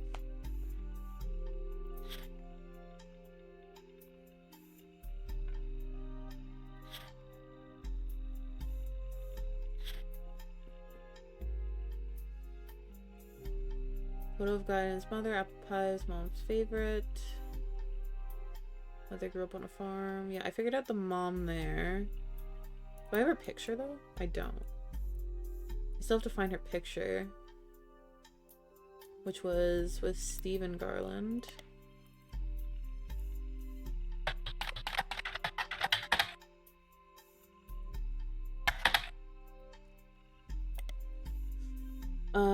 Which would have been this.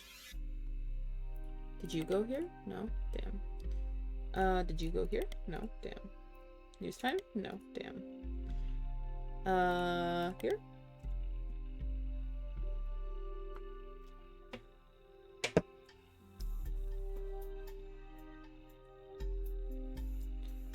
Yeah, Mark Zimmer, Kitchen Tales.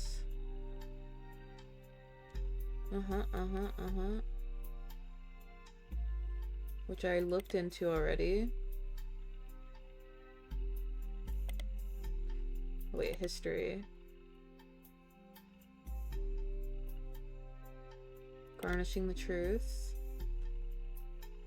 Does he have any other books? You're the Apple of My Pie, James and Robert,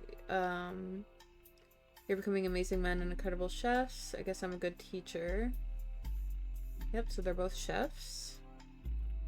I got that. We're here to meet your best friend.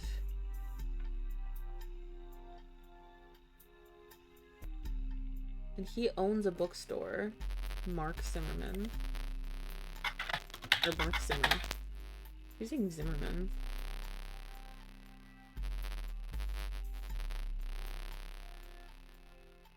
It's like bookmarks.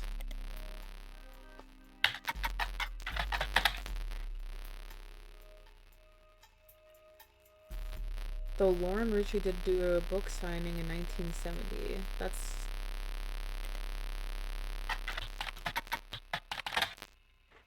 In the wake of Six Pieces' release, Lauren Roottrees was tracked down by a reporter as being in one of the most upscale memory care facilities in Pittsburgh. There was a minor backlash towards the reporter that tracked Lauren down because they were caught standing on a ladder and holding their camera over the privacy wall to take a photo of Lauren and her son Clark sitting on a bench outside near a small pond on the premises. Jesus Christ, dude. Like, give some people a break. That's out of date. News time? Oh, news time? No. No, it doesn't seem like it. Clark, Rafferty, LaRue. It was announced that both Clark and Ron would be taking over for what was essentially... Wait, Ron Roottrees. Both Clark Rafferty LaRue and Ron Roottrees would be taking over for what was essentially described as a transitional period. About 2 weeks later, the company released a press statement that they thanked Ron for his work but announced that Clark was the new permanent president. Many descriptions of him tend to focus on his advertising career, that his mother was Lauren. Since taking over, Clark has tried to remain out of the spotlight, but did have one notable foray into the public eye. He gained a lot of support when his first move was a statement in favor of accepting Sam and her family into the trust. This also served as an announcement that the Clancy Trust would no longer be handled by anyone in the family, since due to their financial motivation, none of them could ever be impartial. Okay, what happened with Ron? Was announced as president of Roottrees during the Roottrees Rift. Ooh. That's interesting.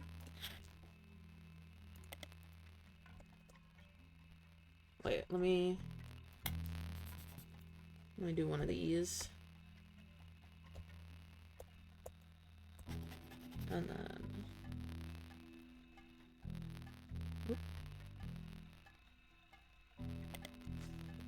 But the next press release immediately reversed the announcement and instead stated that Ron and Clark would take over. A few weeks later, Ron was dropped from the title entirely. There are hundreds of results about this development, but most articles are retelling of basic details. Some veer into heavy speculation based on an article about Ron in Business Watch. Uh-oh, your audio's crackly? Oh, is it? Shit. Hold on.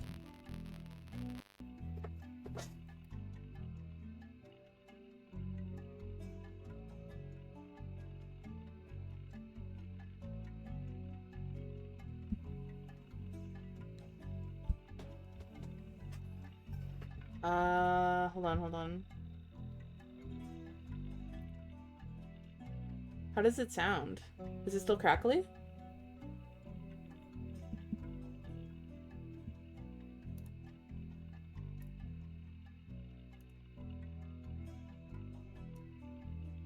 It's good now? Okay. I think I think the way that I had the wire sitting was weird. Okay, I'll hope it doesn't do that. How long was it crackly for? Yikes.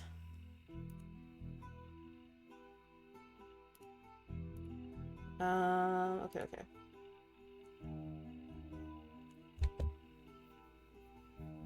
Where was I?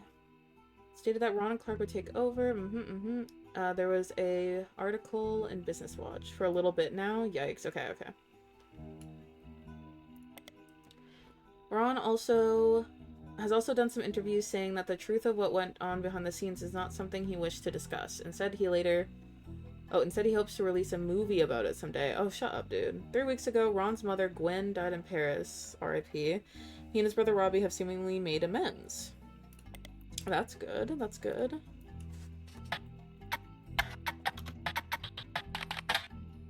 Business Watch ran an article about 2 months after the Rootree rift about what really happened with Rootree. The article mentions that nobody from Rootree that they reached out to was willing to go on record. Instead, the timeline of events has been constructed from public record, accidental leaks, and a source on the inside.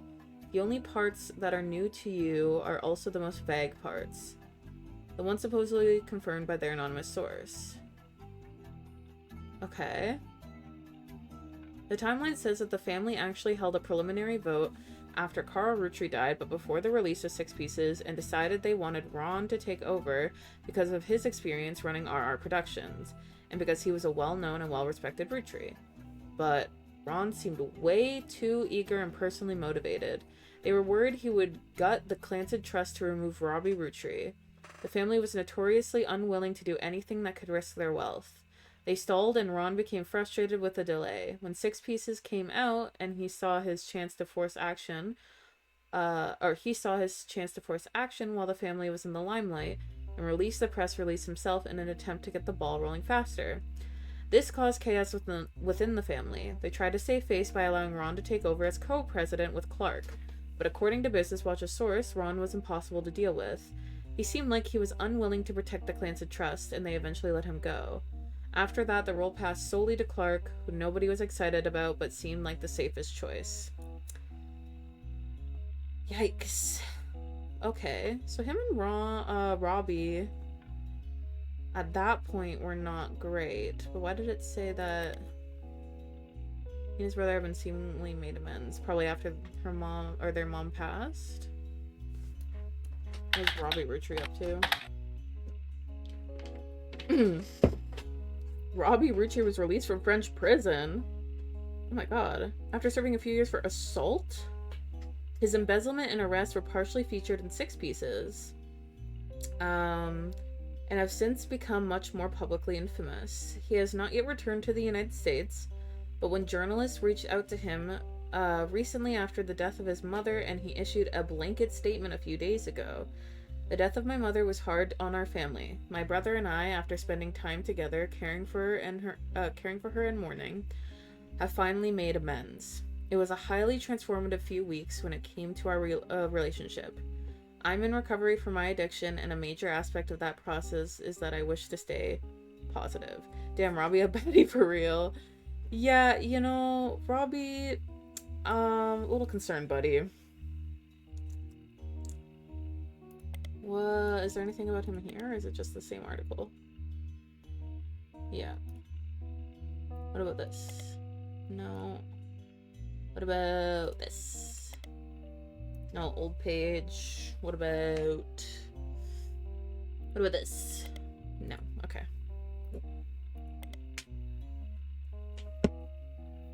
What can I do with this info, though?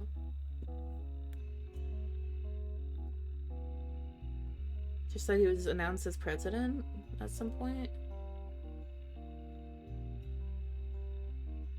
Studied Mideastern. Head lawyer. Is there anything else I can look at there?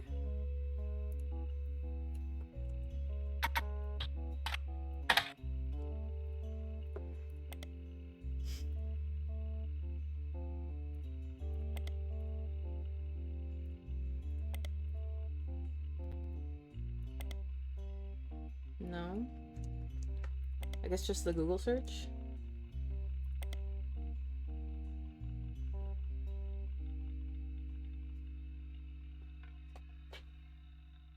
In fashion.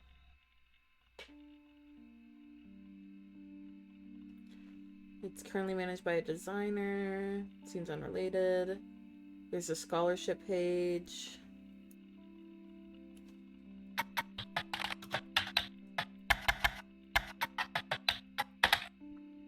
Nope.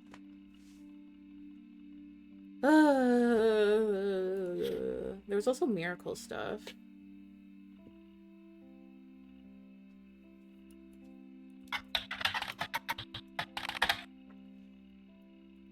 Okay, it seems that Miracle's senior is going on a new tour of the United States in late 1999. The previous flyer for 3 generations of Miracles has been replaced. Be a part of history. The oldest living Rootree reprises and retells his incredible true story. Miracle Rootree grew up as one of the famous 5 pieces, living a life of wealth and luxury, but fortune was nothing compared to the powerful force of the Almighty. Doctors determined he was destined to die young, but fate had different plans. However, he's now in his 70s and his age is beginning to make life on the road more difficult. So consider this your last chance to see him in a town near you before he settles back down in Pennsylvania. In this intimate evening, Miracle will reminisce about his famous history. He'll discuss his family's saints and sinners and provide a unique perspective on one of the most notable families in the United States today. Learn what originally drove him away from his fortune and into the arms of religion, and learn how his life has become more wealthy in spirit than it ever could have from his inheritance. Whoa. This site also lists the churches he will be appearing in and mentions that tickets can be purchased at their local services. Noticeably absent are any mentions about Miracle's new appearances. What about Miracle Jr.?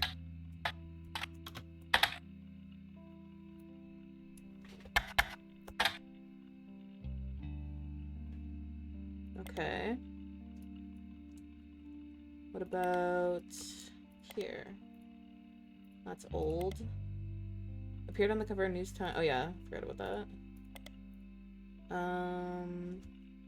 Is there like a religious magazine or something that I can look at?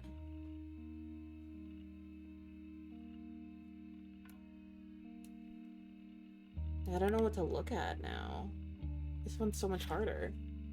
The leads are all over the place. I also still need a picture of Christine. Did I look up Sam?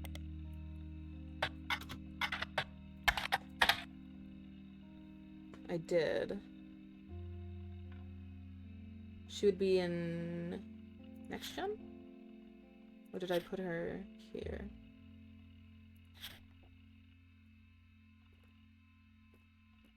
I guess I have her stuff here.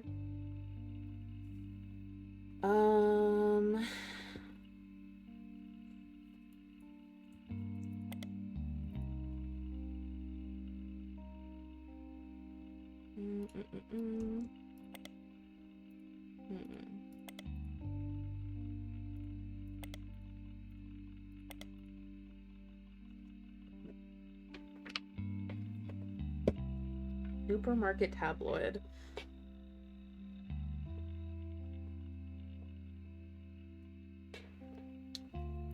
Anything about any of the other Roottrees? Like, what about Jin?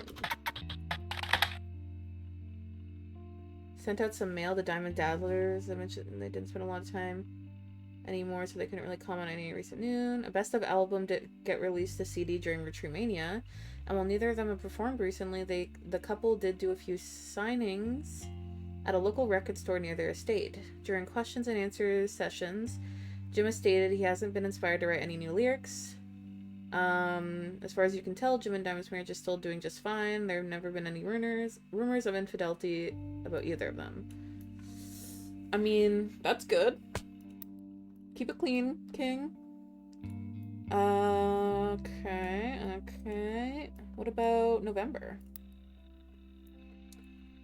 What's November been up to? Oh. Okay, whatever. What about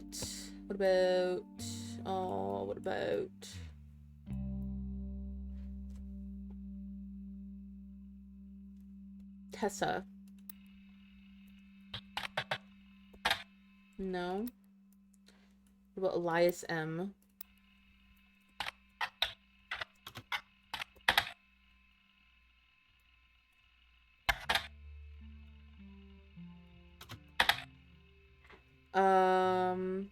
Okay, I guess there's stuff about this. So Elias and Gwyneth Rootree were never really celebrities.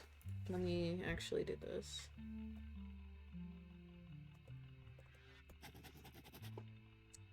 Elias and Gwyneth Rootree were never really celebrities, but the general public perception of them as classic faces associated with the Rootree candy company had always been in somewhat high regards. That was Elias's intention as a family man with his family brand.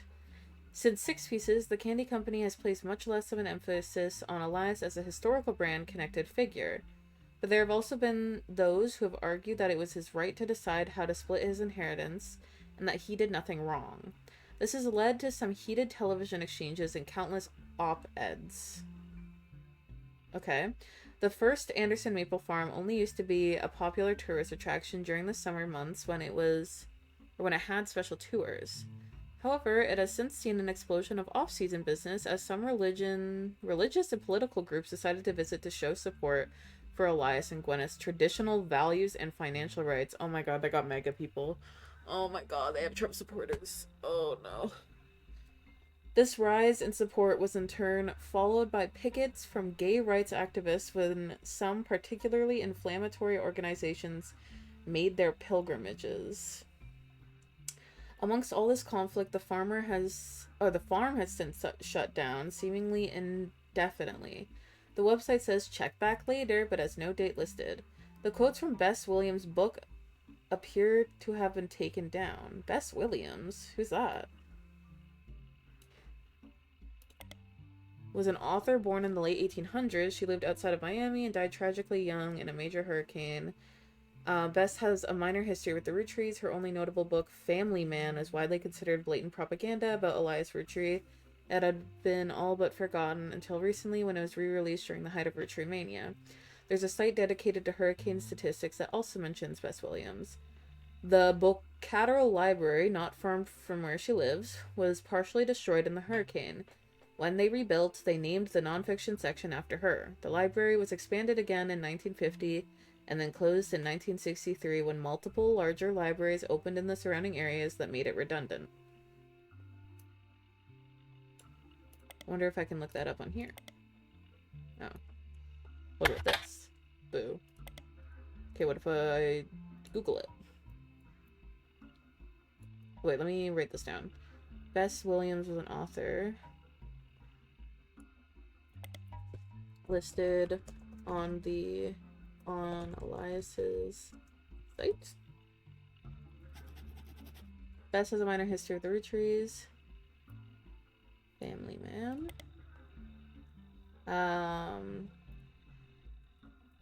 Her quote was taken down.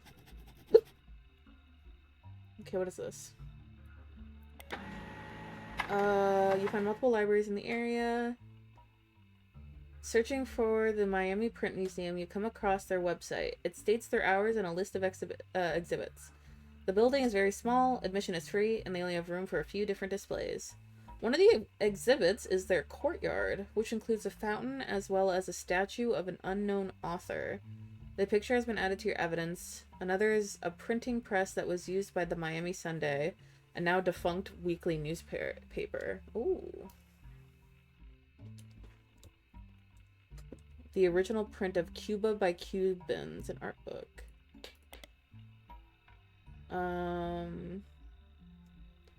A fountain as well as a statue of an unknown author. A printing press that was used by the Miami Sunday. Printing press.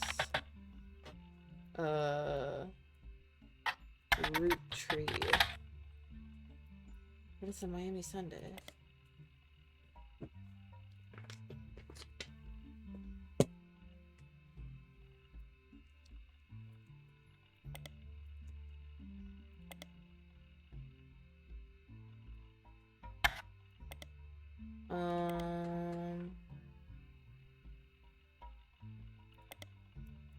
Bess Williams.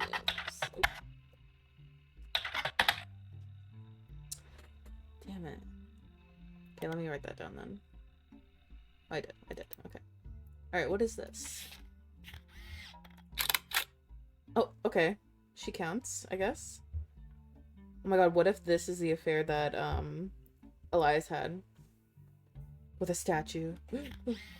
It's in the front of Miami Print Museum, formerly the Bocatero Library, north of Miami. It sits in the courtyard and according to their site is said to be of an unknown author. Okay, what if this is in the Miami Sunday? Bitch. Whatever. Okay. We have Family Man by Bess Williams. Oh my god. Shut up. A reprinting of an old book about Elias Roottrees. It's blatant corporate propaganda. Oh.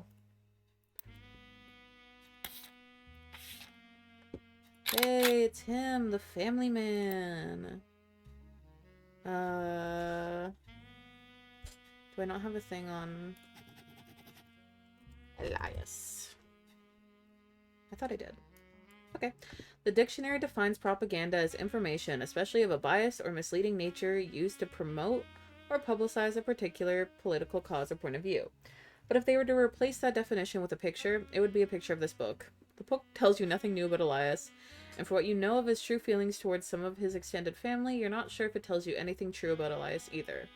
The reissue of this book was so lazy that they reused the famous photo of Elias from Business Watch, whose copyright had expired. The best thing it has going for it is that it's only 85 pages long. Okay, well, I got a picture from it.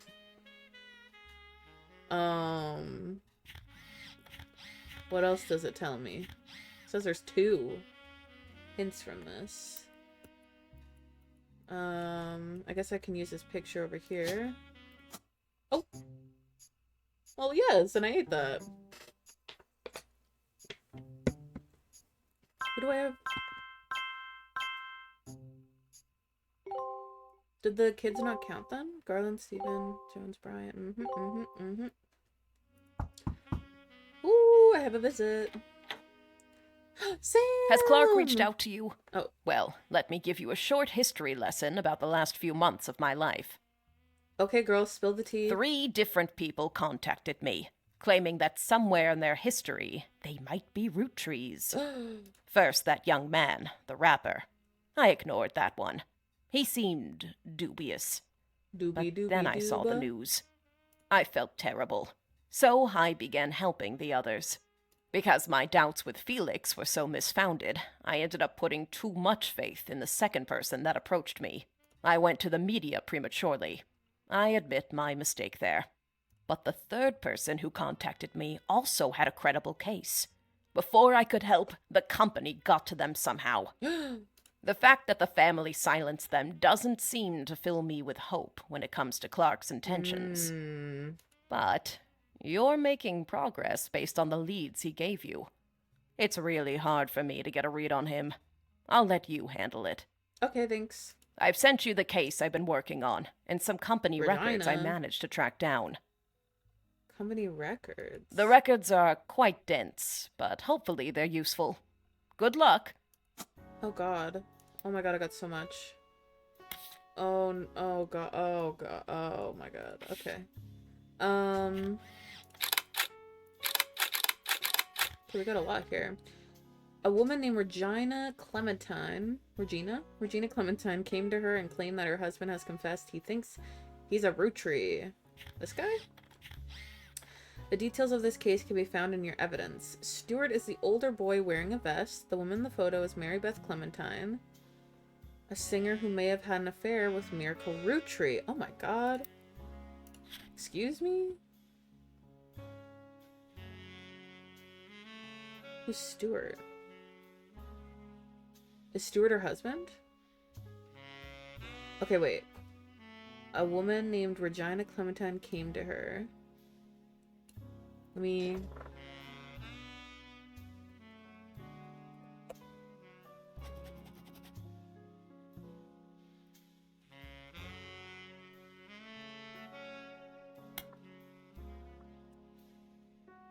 Gave Sam a picture.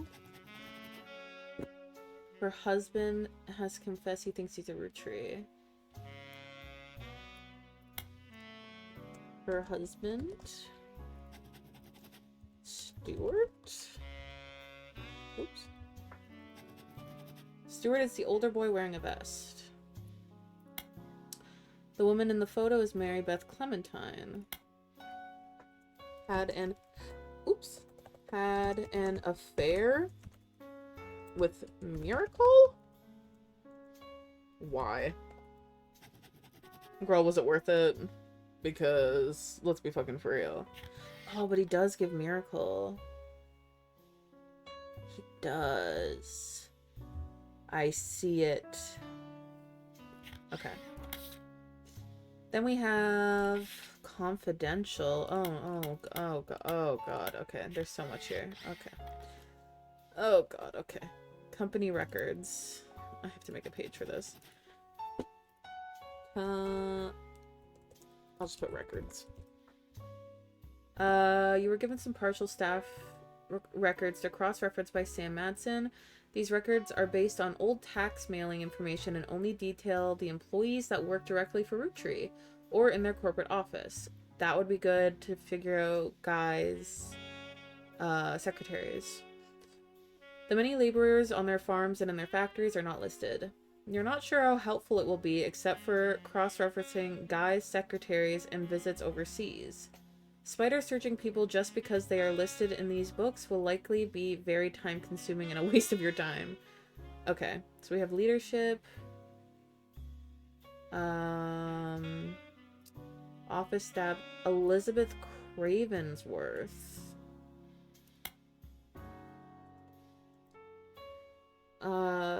Secretary when... okay, I'm just gonna put office staff when Zach was president. Oops. Oh, same with all of these people. Office staff. Okay, actually, hold on. Let me do that all in like one note.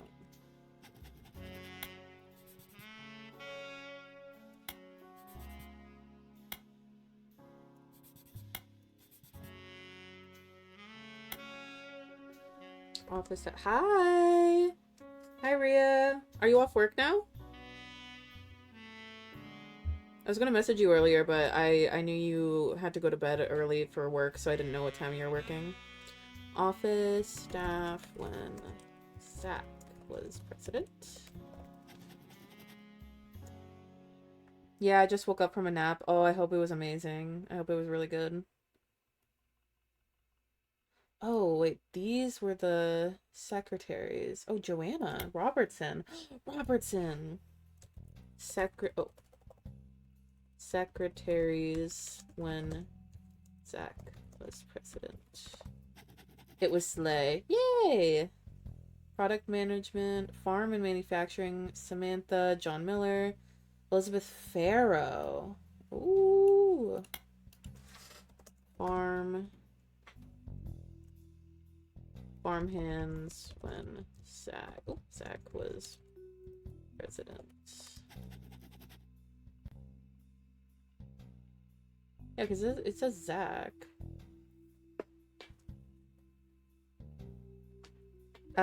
You were mean to me in my dream. You made me sleep outside. Oh my god. Well, listen, I just needed my space, okay? Do you think that's foreshadowing to next week? Just like, oh, Rhea, I need my space right now. I need you to go outside. I need you out. Thank you very much. Can't wait. Happy Pride Month! Okay, Guy Hudson replaced him. Secretaries, Christine Farrow. Ooh, there we go, Christine Farrow. Christine Farrow, that's her last name. Yay! Yay! Excited. Okay, I'll cut this off. Boom. And we'll do Guy Hudson is replaced. Ernest Madsen. Then we have Christine Farrow was hired. I'm gonna do secretaries.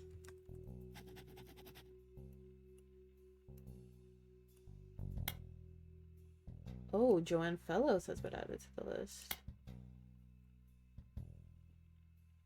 And Beth Knox are no longer employed. Christine Farrow is no longer listed among the secretaries, but a Christine Garland has been hired. Yeah, so that was then when they got married. Okay. Gwyneth Manson was hired. John Miller's no longer employed. Boo. Beth Knox. Anniversary bonus. Zach Morton retirement party. Yeesh. Anniversary bonus 50,000. Jesus. Well, that's 50 years. Damn. Wait. Guy Hudson has replaced Ernest as special management. Guy Hudson replaces Zachariah. Elizabeth Cravensworth are no longer employed. Raffertoons. Secretaries. She's gone. Christine is gone. Lisa Lewis and Valerie Ewing. It's probably good to note all of Guy's secretaries, because your guy gets fucking freaky.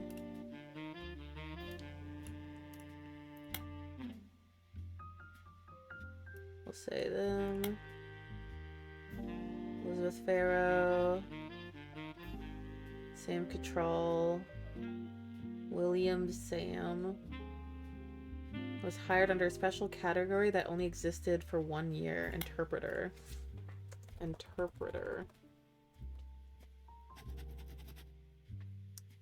Major expenses. Oh my god. Mewing? Oh. Wait, what do you mean? Oh. Well, yes. Terry O'Connor was hired. He's still working in this year. Okay.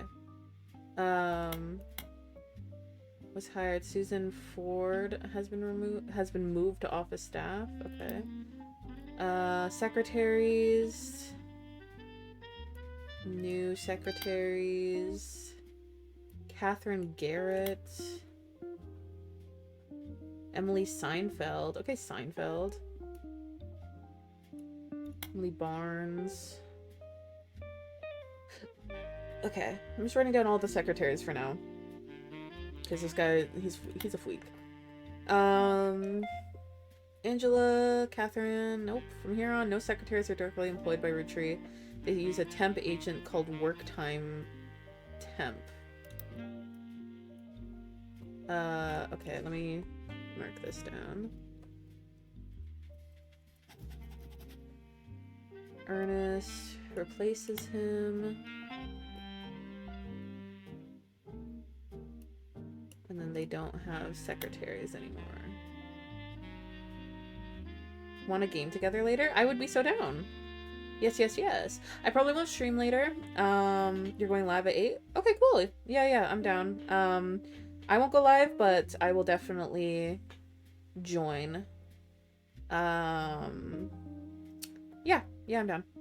What did you want to do?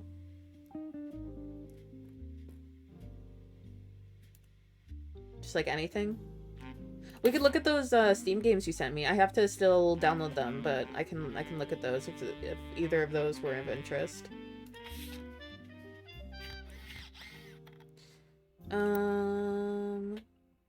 Okay, yeah. Okay, we'll look into it. We can talk about it.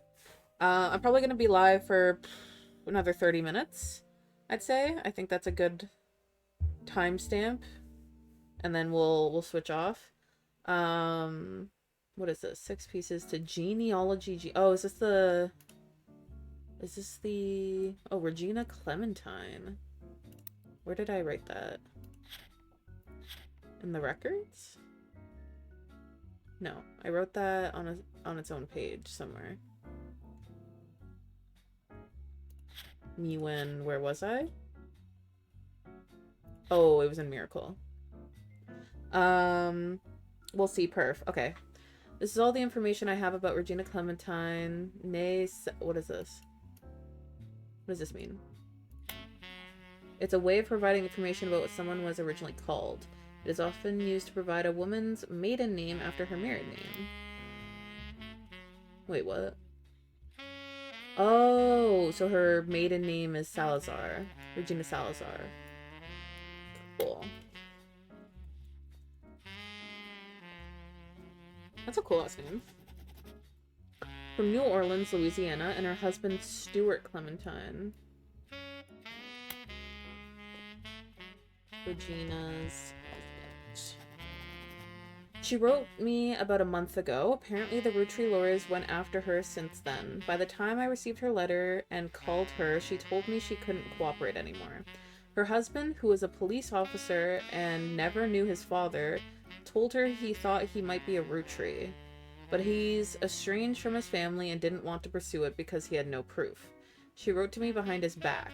Normally, I wouldn't be so sure, but she has some pretty credible facts. Some of it I've been able to confirm. Stuart's mother was named Mary Beth Clementine. Okay. She was pretty well known in the 30s to 50s. Okay. Singer who went on tour to a lot of churches. So that's why it would have been Miracle. You can look her up online, and she was a pretty big proponent of adoption. Okay. I know for a fact that she came to Butler County a few times. And Regina said that Stuart told her that they always seem to spend a lot of time at the Miracle Church. She sent me a photo to prove that she's who she says she is. I've attached it to this email. Please consider saving a tree and not printing this email. Okay, me when I received the printed email. Unwrapping America's Sweet Family is out now. Wait, what's this? Is this a book? Is this another book by Sam? Wait.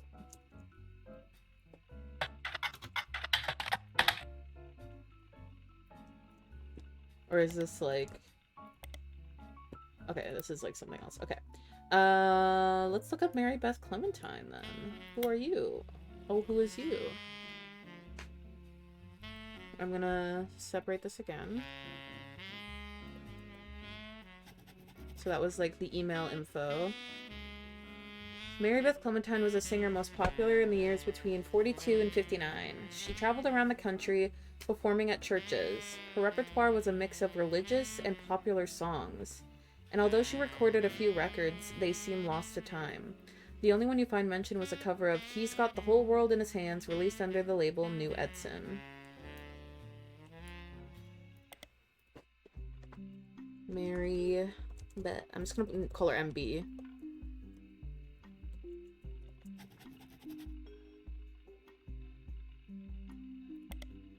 Label New Edson. One thing Mary Beth was known for was her adoptions. She's listed on many sites. Oh. Known for was her adoptions. She adopts. She's listed on many sites that mentions adoptions and the history of adoption. She adopted 2 children in the late 1940s, Stuart and Mark. Cute! Wait, so Mark... Wait, she adopted them? But that means they're not biologically hers. So would that still fall under that? She also spoke as an advocate for the benefits of adoption in front of the United States Congress in 1949, who were convening to debate and discuss the then recent first adoption of an African American child to a white family in the United States. Oh my god, please don't give white Savior family. Please don't do it. They need the adopted burger. True. True. She was specifically there to detail her experience going through the system to adopt Stuart. Her other son was adopted later, and according to a single line on one adoption site, under unusual circumstances. Wait, what? Her other son was adopted later under unusual circumstances. Who was that? Mark? Mark adopted unusually.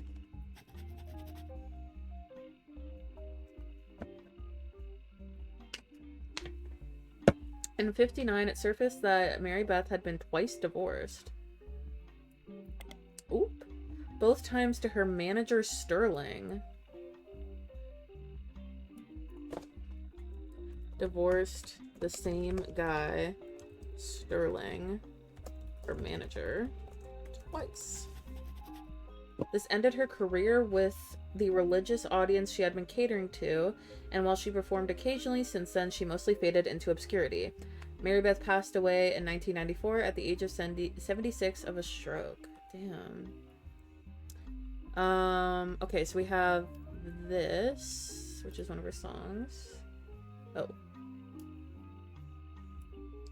Oh, let me look up New Edison, maybe. That's a label. It's a small record label based in Los Angeles that existed for a few years in the 40s. It raced to release cover records of the songs that were gaining in popularity. According to a website about the history of recorded sound, it was named after its founder, Sterling Edison.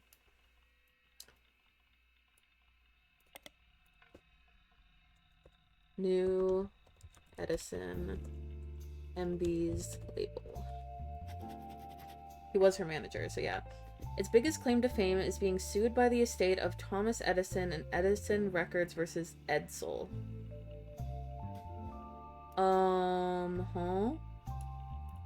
Thomas Edison? Like the Thomas Edison? What? Huh?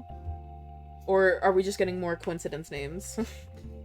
You also find a few references to New Edson and Mary Beth Clementine on sites about old records. One collector says that the Holy Grail is a re-release of the Old Rugged Cross.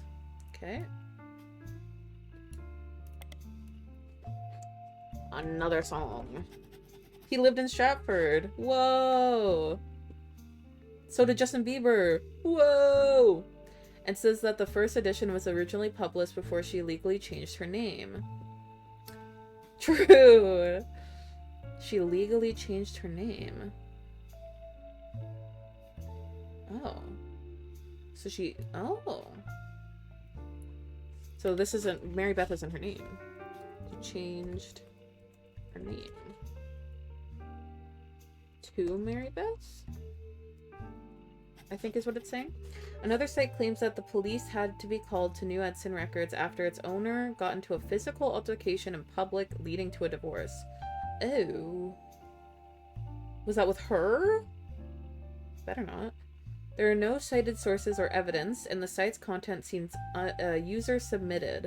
There's an email address at the bottom of the phrase, "Send me your stories about old Hollywood, and I'll add them to the page." Huh. Edison Record versus Edsel was one of the first record labels named after Thomas Edison. Oh, Edison Records. The history of the company seems very unimportant, except for the potentially a lawsuit they filed, Edison Record v. Edsel. A website about lawsuits mentions this as a fun case because the name of the lawsuit was actually the biggest problem for the person being sued. A record producer who called himself Edison was immediately outed as not actually being named Edison. Like Sterling?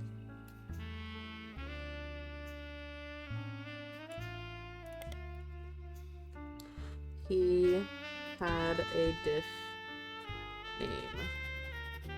Edsel was a German last name. Ooh. Sterling is German. And at the time of the founding of the company, the U.S. was at war with Germany. Oof. The company's founder immediately settled to try to get the case to go away, but the damage was done. Yikes. Yikes, yikes, yikes. The Old Rugged Cross is a popular hymn that has been covered by many artists. Okay, nothing relevant about that. She's twice divorced. Okay, maybe I can try to find this on the periodical stuff now. On the periodic table, guys. Let's see.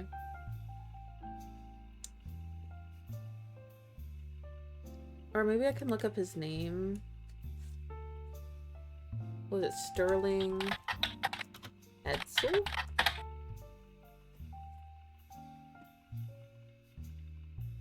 Wait. Sterling Edison.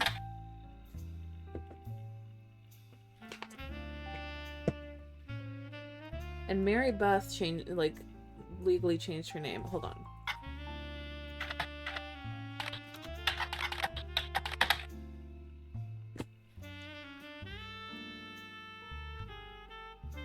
She's been twice divorced. Wait, okay, so that would show on here, right?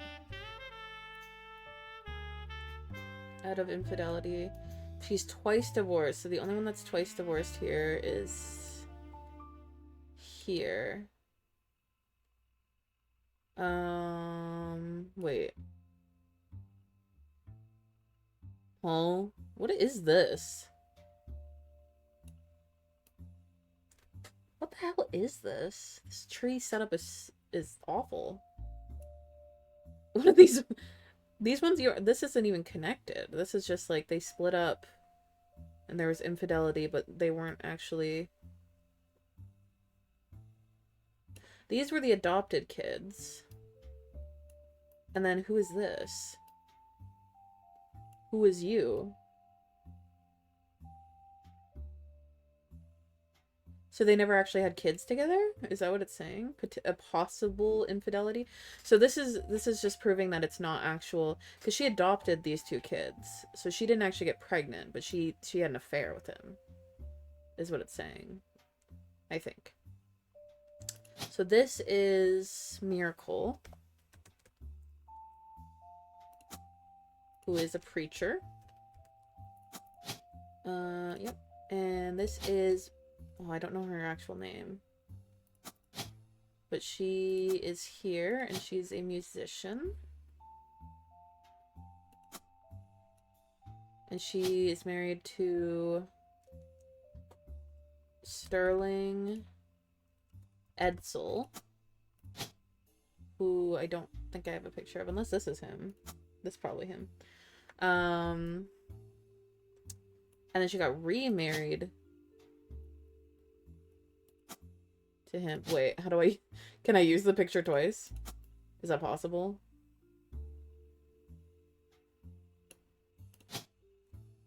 Sterling Edsel. He is a manager. Wait, what would he be considered? His occupation.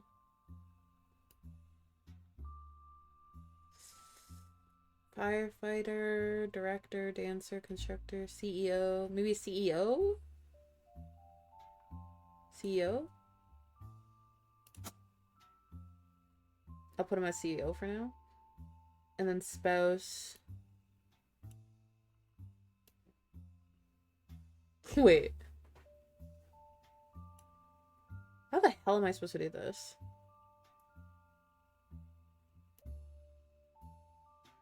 What does this mean? America, explain. What if this is supposed to be where the kids are? Maybe I shouldn't work on this one right now. I don't understand this setup. Like, this is infidelity, but then it just, like, circles around. Like, what?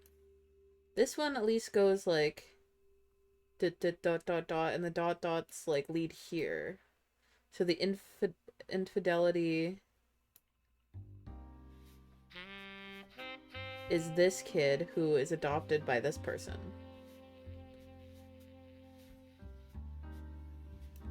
John Doe? What the hell is going on over here? The two are the children. They aren't connected because you don't know who the actual father is. Wait, these ones? Oh, wait, you're so right. Oh.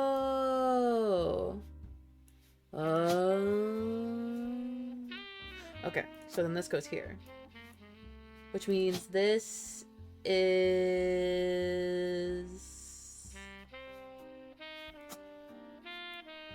He's married, so he would be here. And he would be Stuart.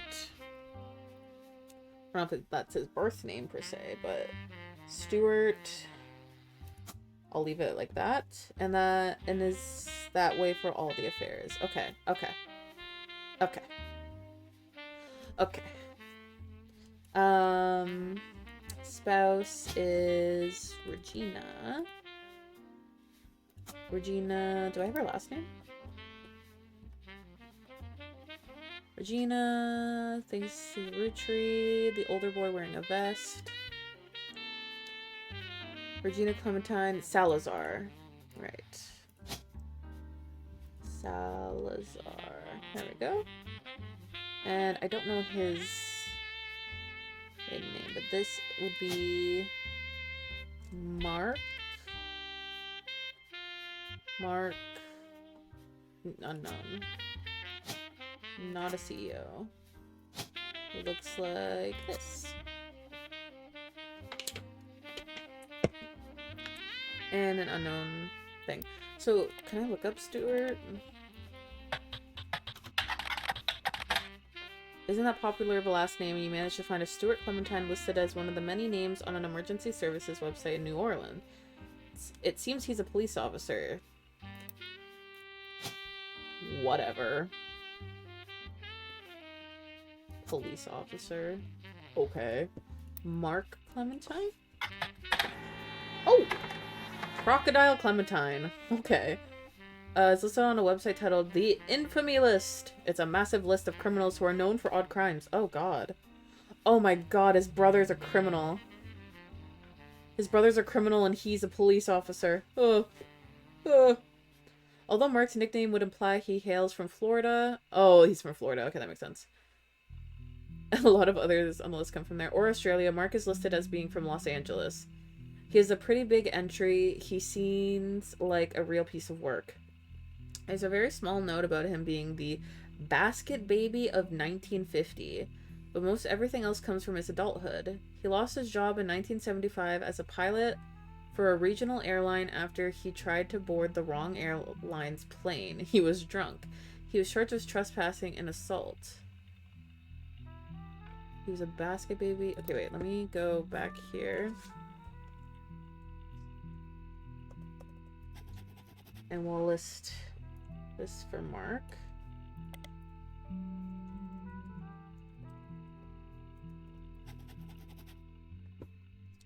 He lost his job as a pilot. So he used to be a pilot. So I'd probably list him as such. But it's usually the most recent job, no? Oh. In 1982, he was arrested for transporting smuggled animals over the Canadian and Mexican borders for an illegal reptile supplier in Los Angeles. He was apparently quite successful for the first 4 years, but was caught when he had to make an emergency landing in Portland. It's always Portland now. After he was bitten on the foot by an alligator. Oh, hence the nickname.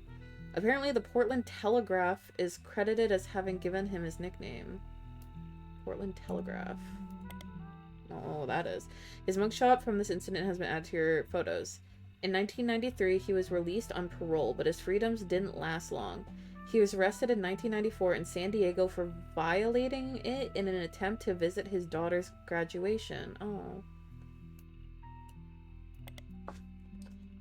He has a daughter. He famously punched the principal, a man named Billy Sims. The incident received national press. The principal he punched. Get wrecked. Oop.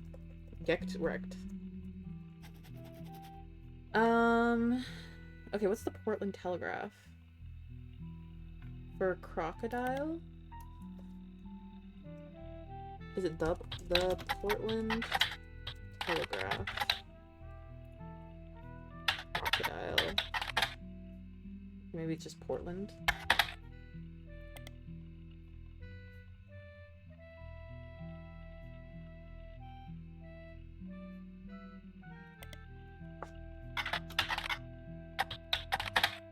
There we go.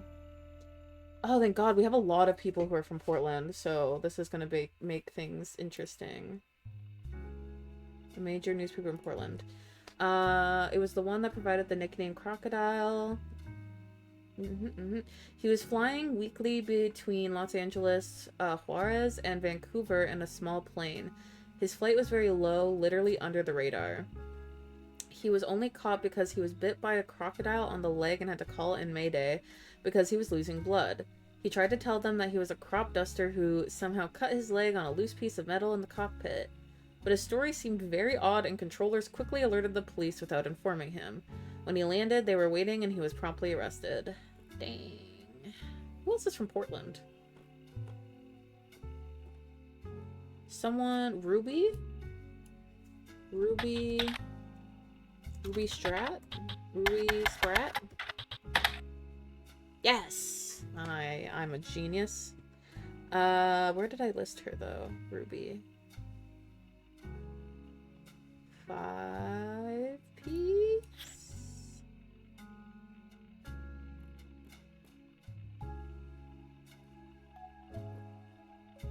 No.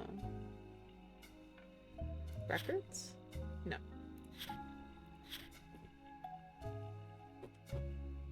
Nope. Nope.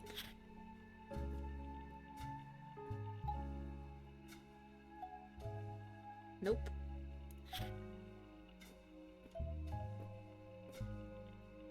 Nope.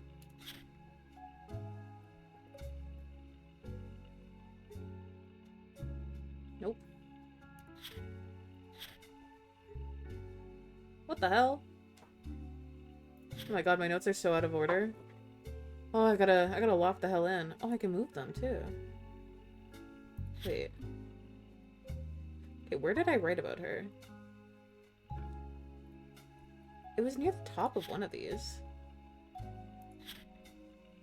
I swear. Oh, it's here. Free spirits.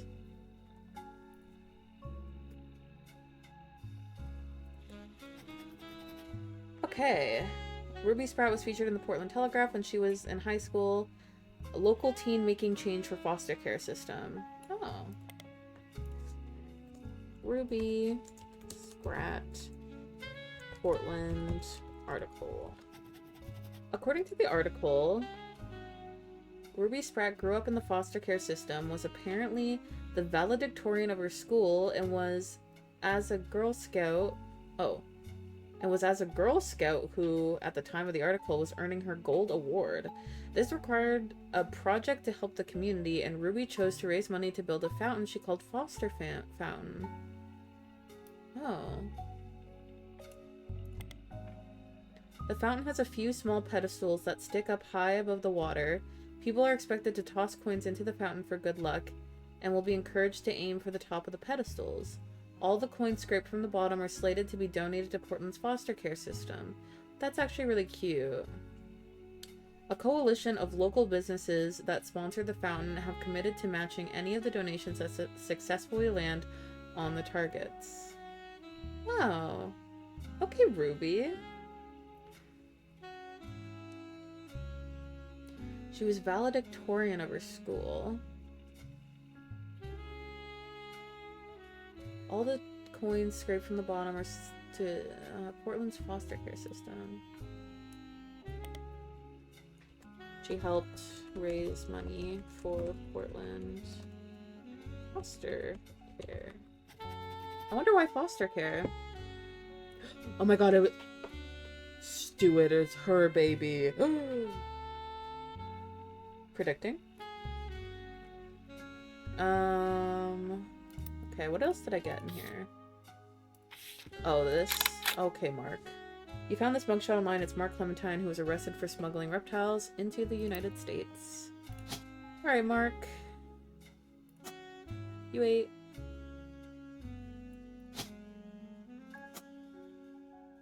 Wow. Okay, okay.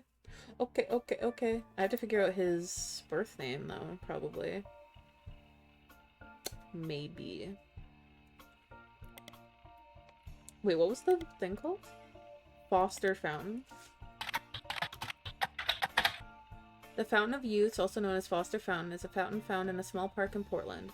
All proceeds from change thrown into the fountain are donated to the foster care system. A website for Portland's Parks and Recreation mentioned under a trivia section that the Fountain of Youth was originally conceived by Ruby Sprat, an alumni of the foster care system.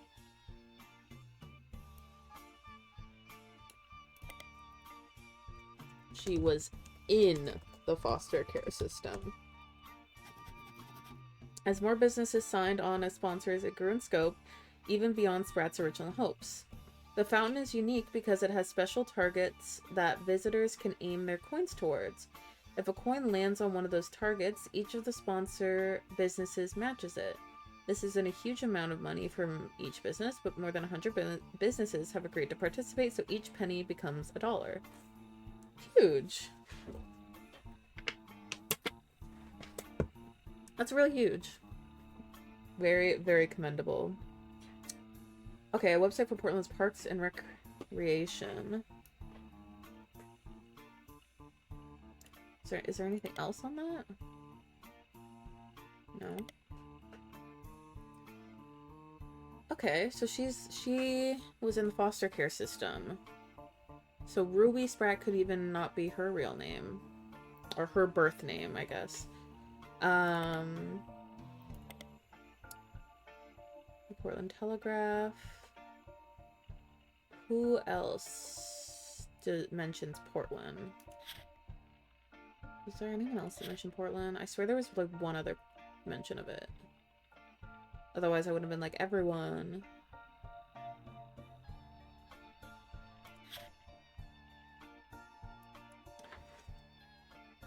Portland, maybe Stewart? Mary Beth?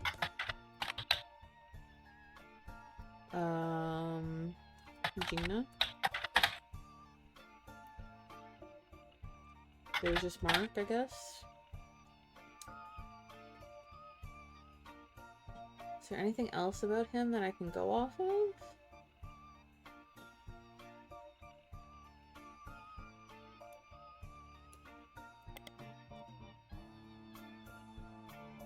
Basket Baby of the 1950s.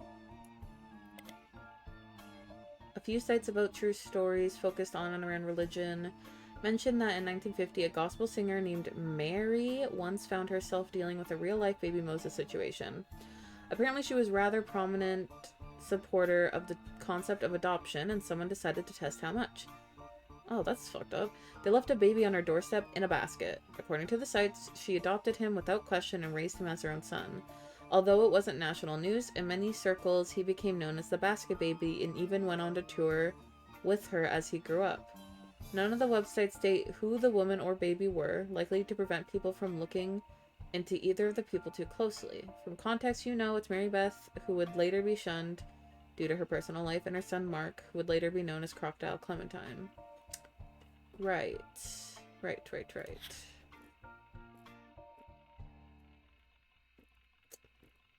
But is there nothing else? His daughter.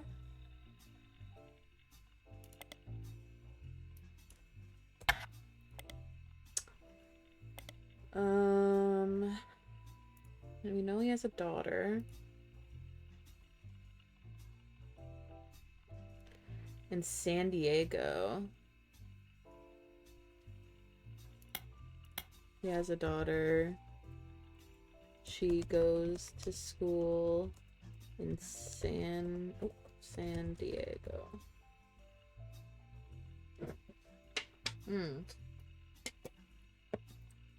Billy Sims is a principal of Sandstone Canyon High School.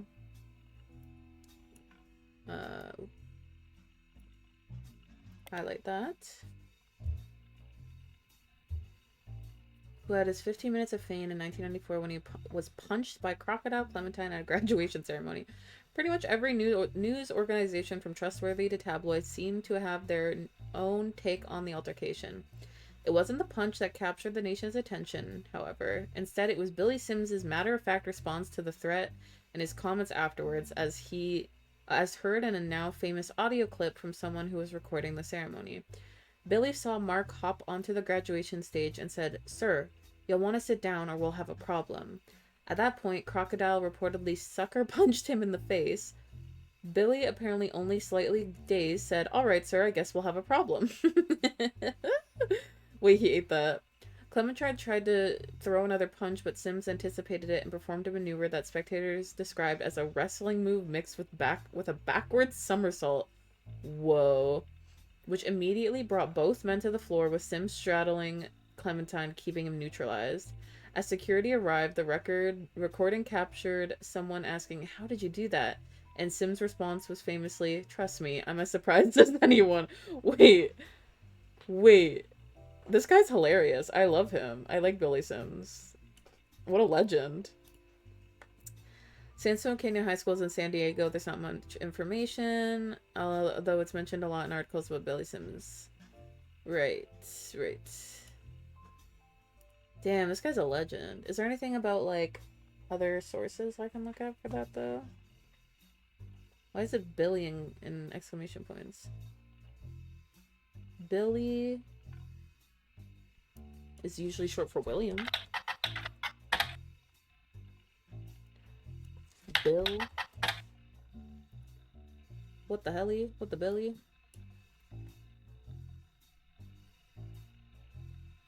Billy saw Mark.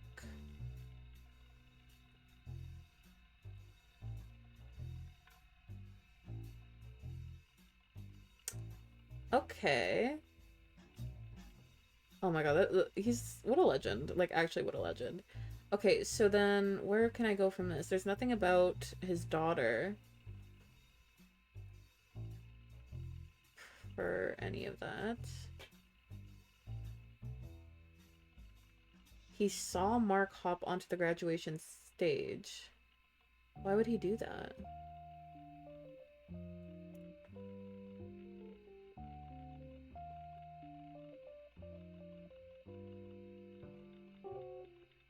Why did he hop on the stage? What a weirdo. San Diego. What else can I get in San Diego? The infamy list.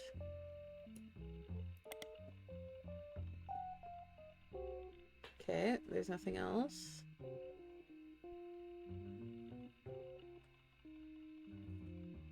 Oh, he's not from Florida. It implies it. So he's listed as being from Los Angeles. So he lives in Los Angeles. His kid goes to school in San Diego, which is where he got arrested. And now where is he?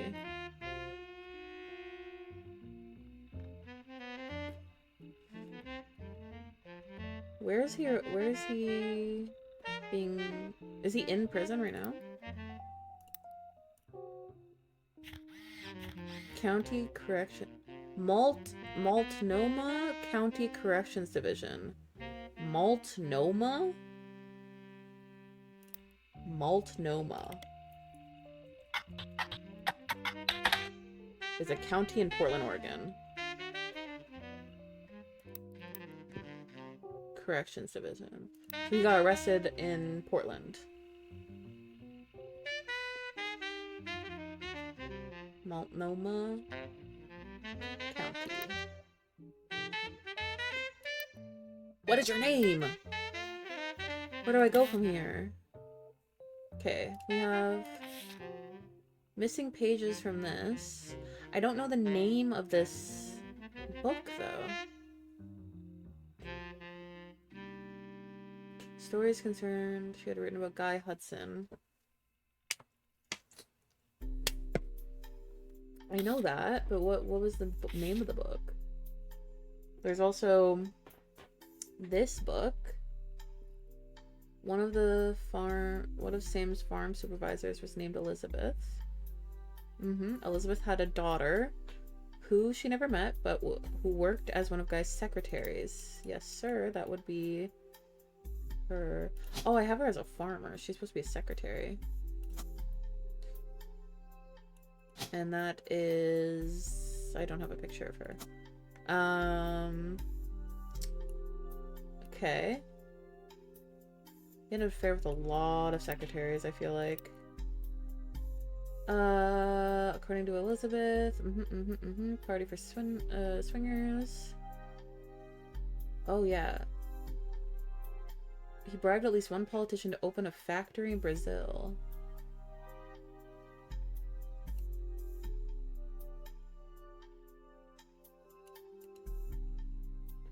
There's also a section where Sam speculates that Elias may have also cheated on Gwyneth. Gwyneth was able to coerce Elias. Right, I think that whoever that will be is going to be named Beth. Beth or Elizabeth? Something or other. Elias and Gwyneth were known to loudly argue. Elias once had a secretary named Elizabeth. Okay, so maybe Elizabeth. I'll try. Secretary.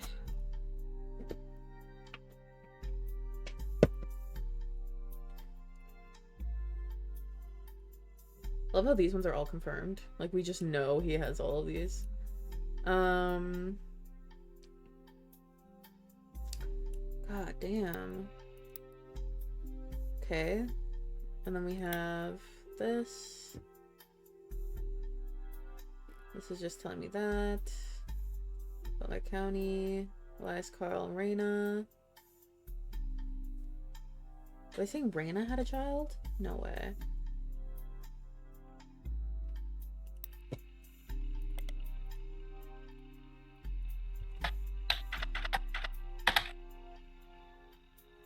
She was 16. You add the cover and article to your evidence.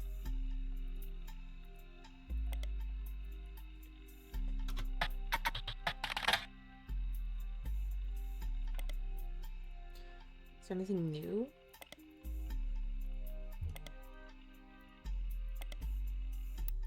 No. Carl.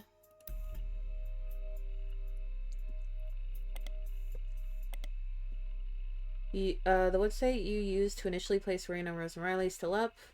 Instead of a cheery pink background with purple text, it's now a more traditional black text on a white background. The young webmaster has turned the site into a memorial for the sisters and their father. It seems like she did end up getting her ears pierced like Rose after all. Regardless, there's no relevant information, just a picture of the girls with a sad MIDI piano playing in the background. Okay. From other high-profile sites, you find that a charity has been set up in the girls' name, the Roottrees Sisters Fashion Scholarship. Yeah, I tried to search this up and it didn't... Oh, it's just this. It was the same thing. You are eating and slaying, and I would know because I'm totally here and I'm totally paying attention. Well, yes. Well, yes.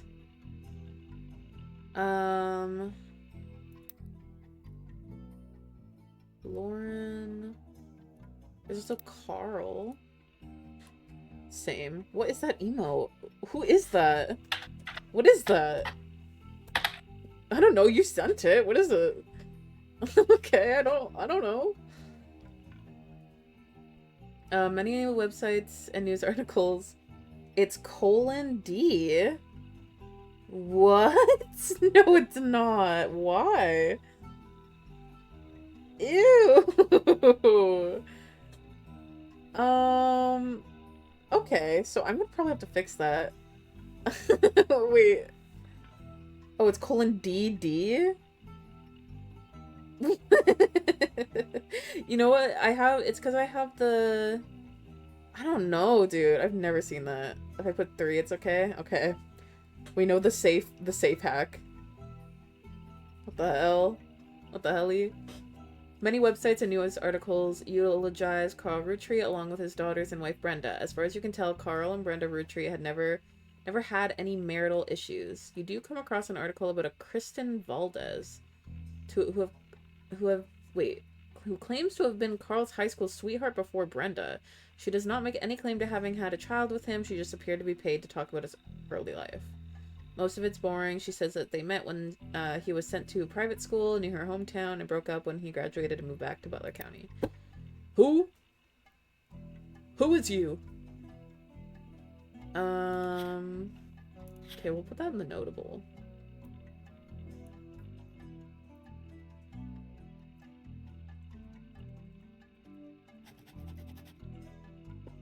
Kristen Valdez. Oh.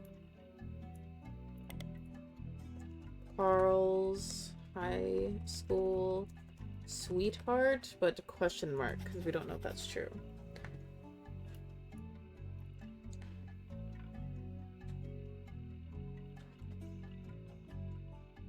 Where did he go to high school?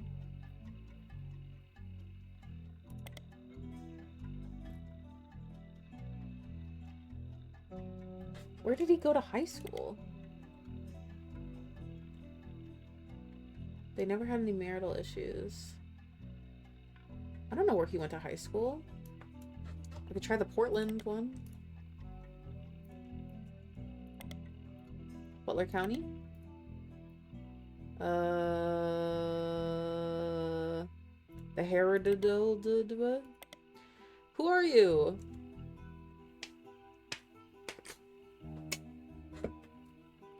Where did you go to high school? When he graduated, moved back. High school, not in Butler County.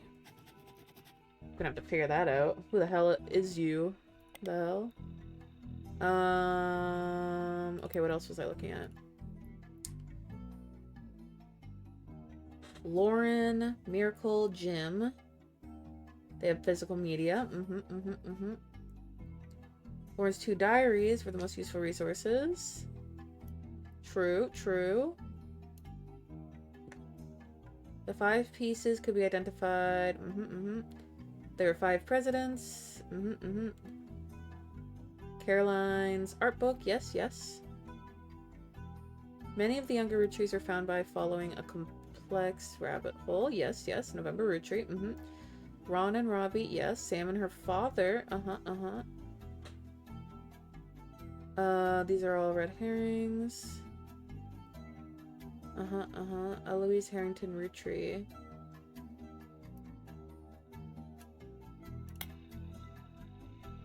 Right. Okay, so that's still irrelevant. Still a red herring.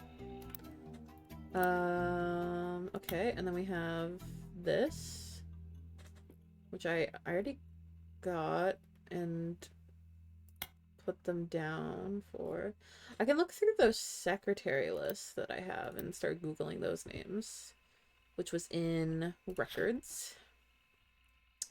Because now we have Joanna's last name, Robertson, her maiden last name. Yes, sir. Then we have, who is it? Elizabeth. Yeah, because she then married Christine Farrow. It wasn't Garland, it's Farrow. I don't have a picture of her still, unless this is her.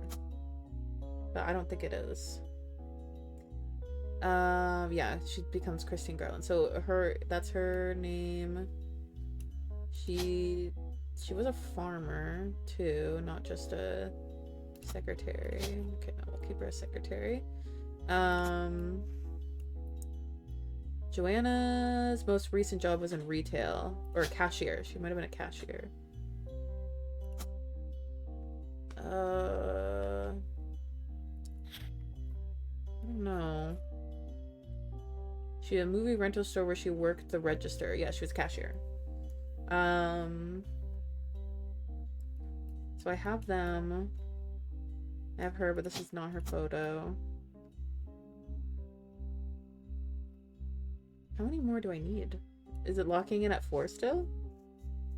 I just want to get another 4. 1, 2, 3. And then the fuck ass baby. I could try Eloise. First name Caroline. Carol? Carol for Caroline?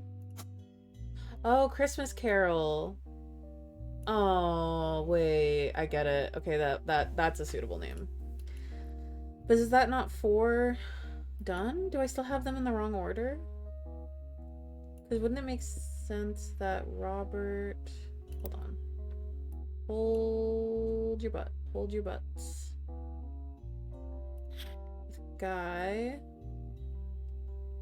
She and her husband Steve. She had a bun in the oven. Yep. Steve and Christine. Mark and Steve are besties now. Yep. James and Robert. I got their names. Robert, who is 3 years younger than James. Robert, who is 3 years younger. And then that also included jokes that the age difference has left him delegated to wear the sous chef jacket his whole life. James answers most of the interviewer's questions. Yeah, so he's wearing that. Would he be sous chef? But they're both considered chefs. So this is correct. And I have them in the right order because if he's the oldest, he would be the infidelity child. And then they would have had him. Because they weren't together, were they? They didn't have a kid together until after. Mother grew up on a farm.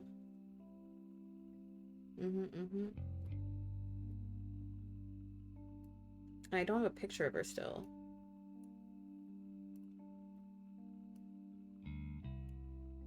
But it would make sense that she's Carol Jones.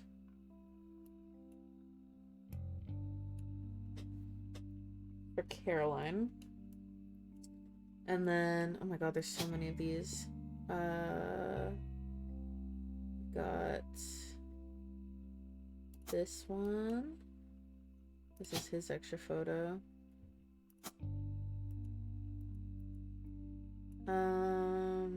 That's right though, Joanna Robertson. Yes.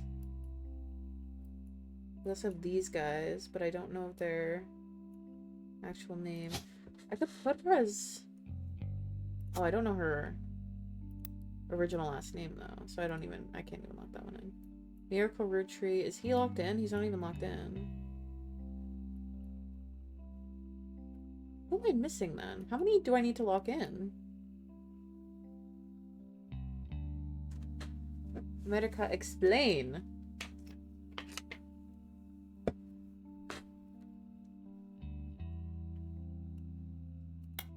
Every time you get 4 additional key relatives in the family. In which order should you put offspring again? I just assumed that these guys... I know that he's older, but this was the infidelity baby. So is it saying that that doesn't matter here? I mean, Stuart's older here.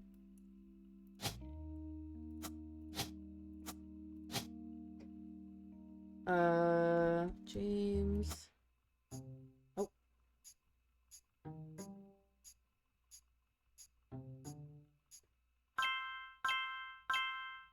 Okay.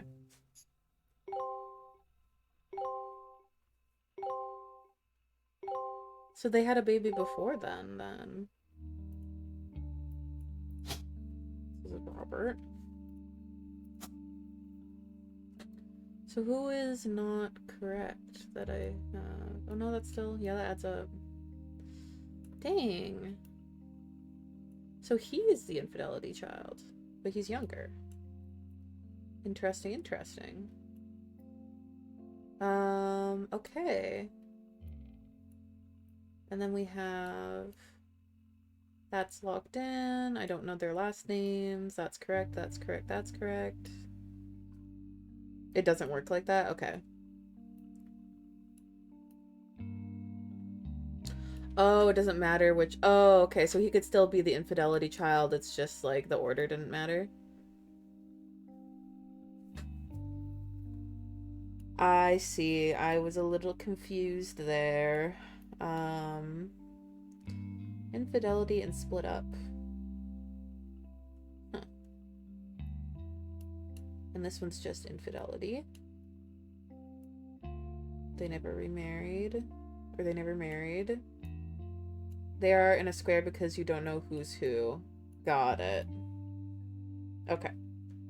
Cool. I think I might leave it off there then today. I think I made good leeway. We got a lot of info to look through, and I still have to look through all of the records here of names, because I feel like he probably got freaky with more secretaries.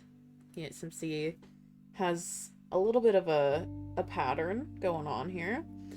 But yeah, I think we'll leave it off here. We're gonna end it off, and maybe I think the next time I stream, it's probably going to be the SMP, and then I do want to continue this next.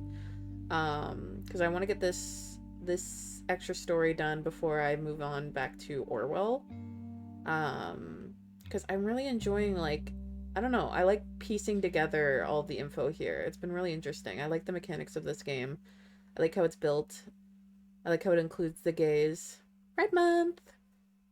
It's a really good story. I was not expecting it to be this in-depth, but it's fun. It's fun. Okay, I'm gonna switch it over here. Ooh. And I want to raid someone. Have you played the Golden Idol games? No, what's that? I've never heard of those. Wait, let me look that up.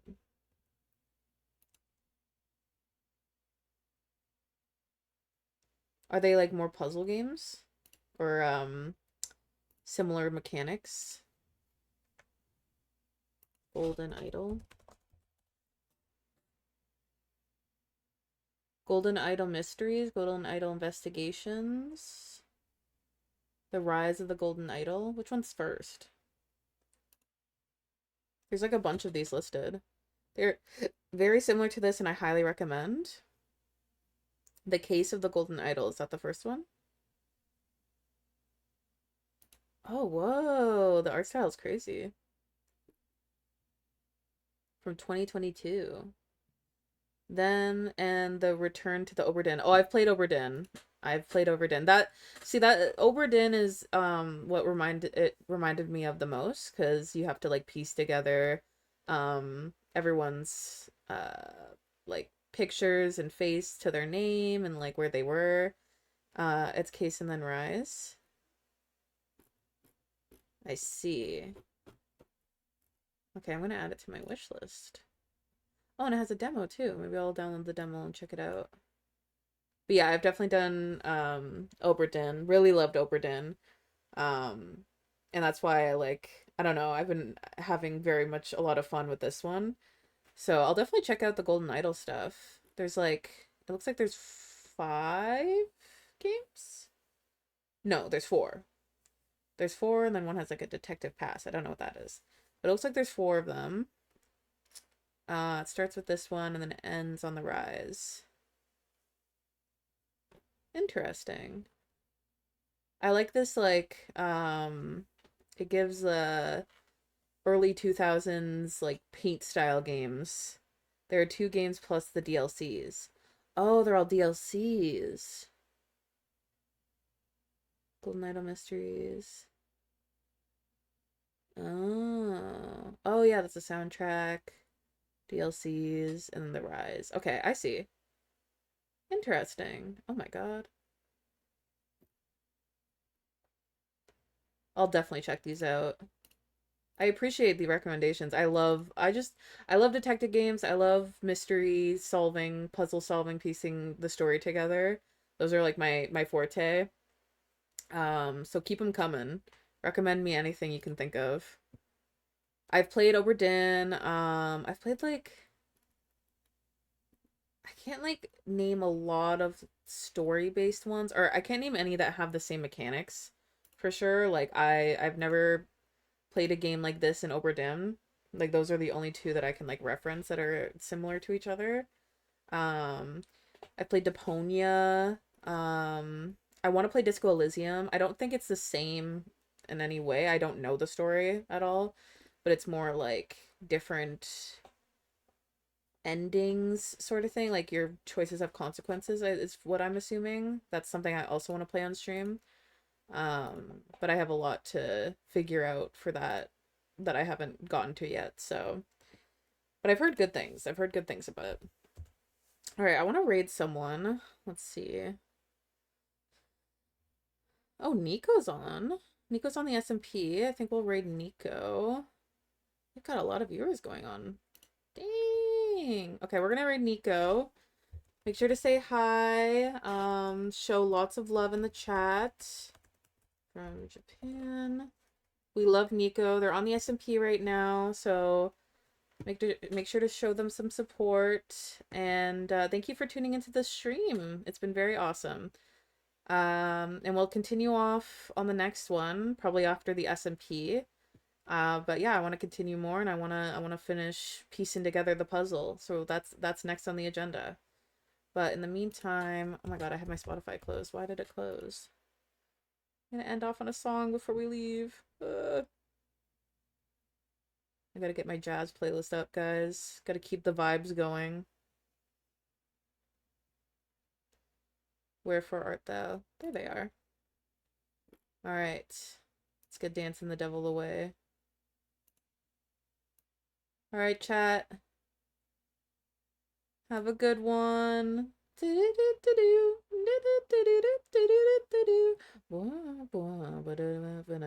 Dancing the devil away.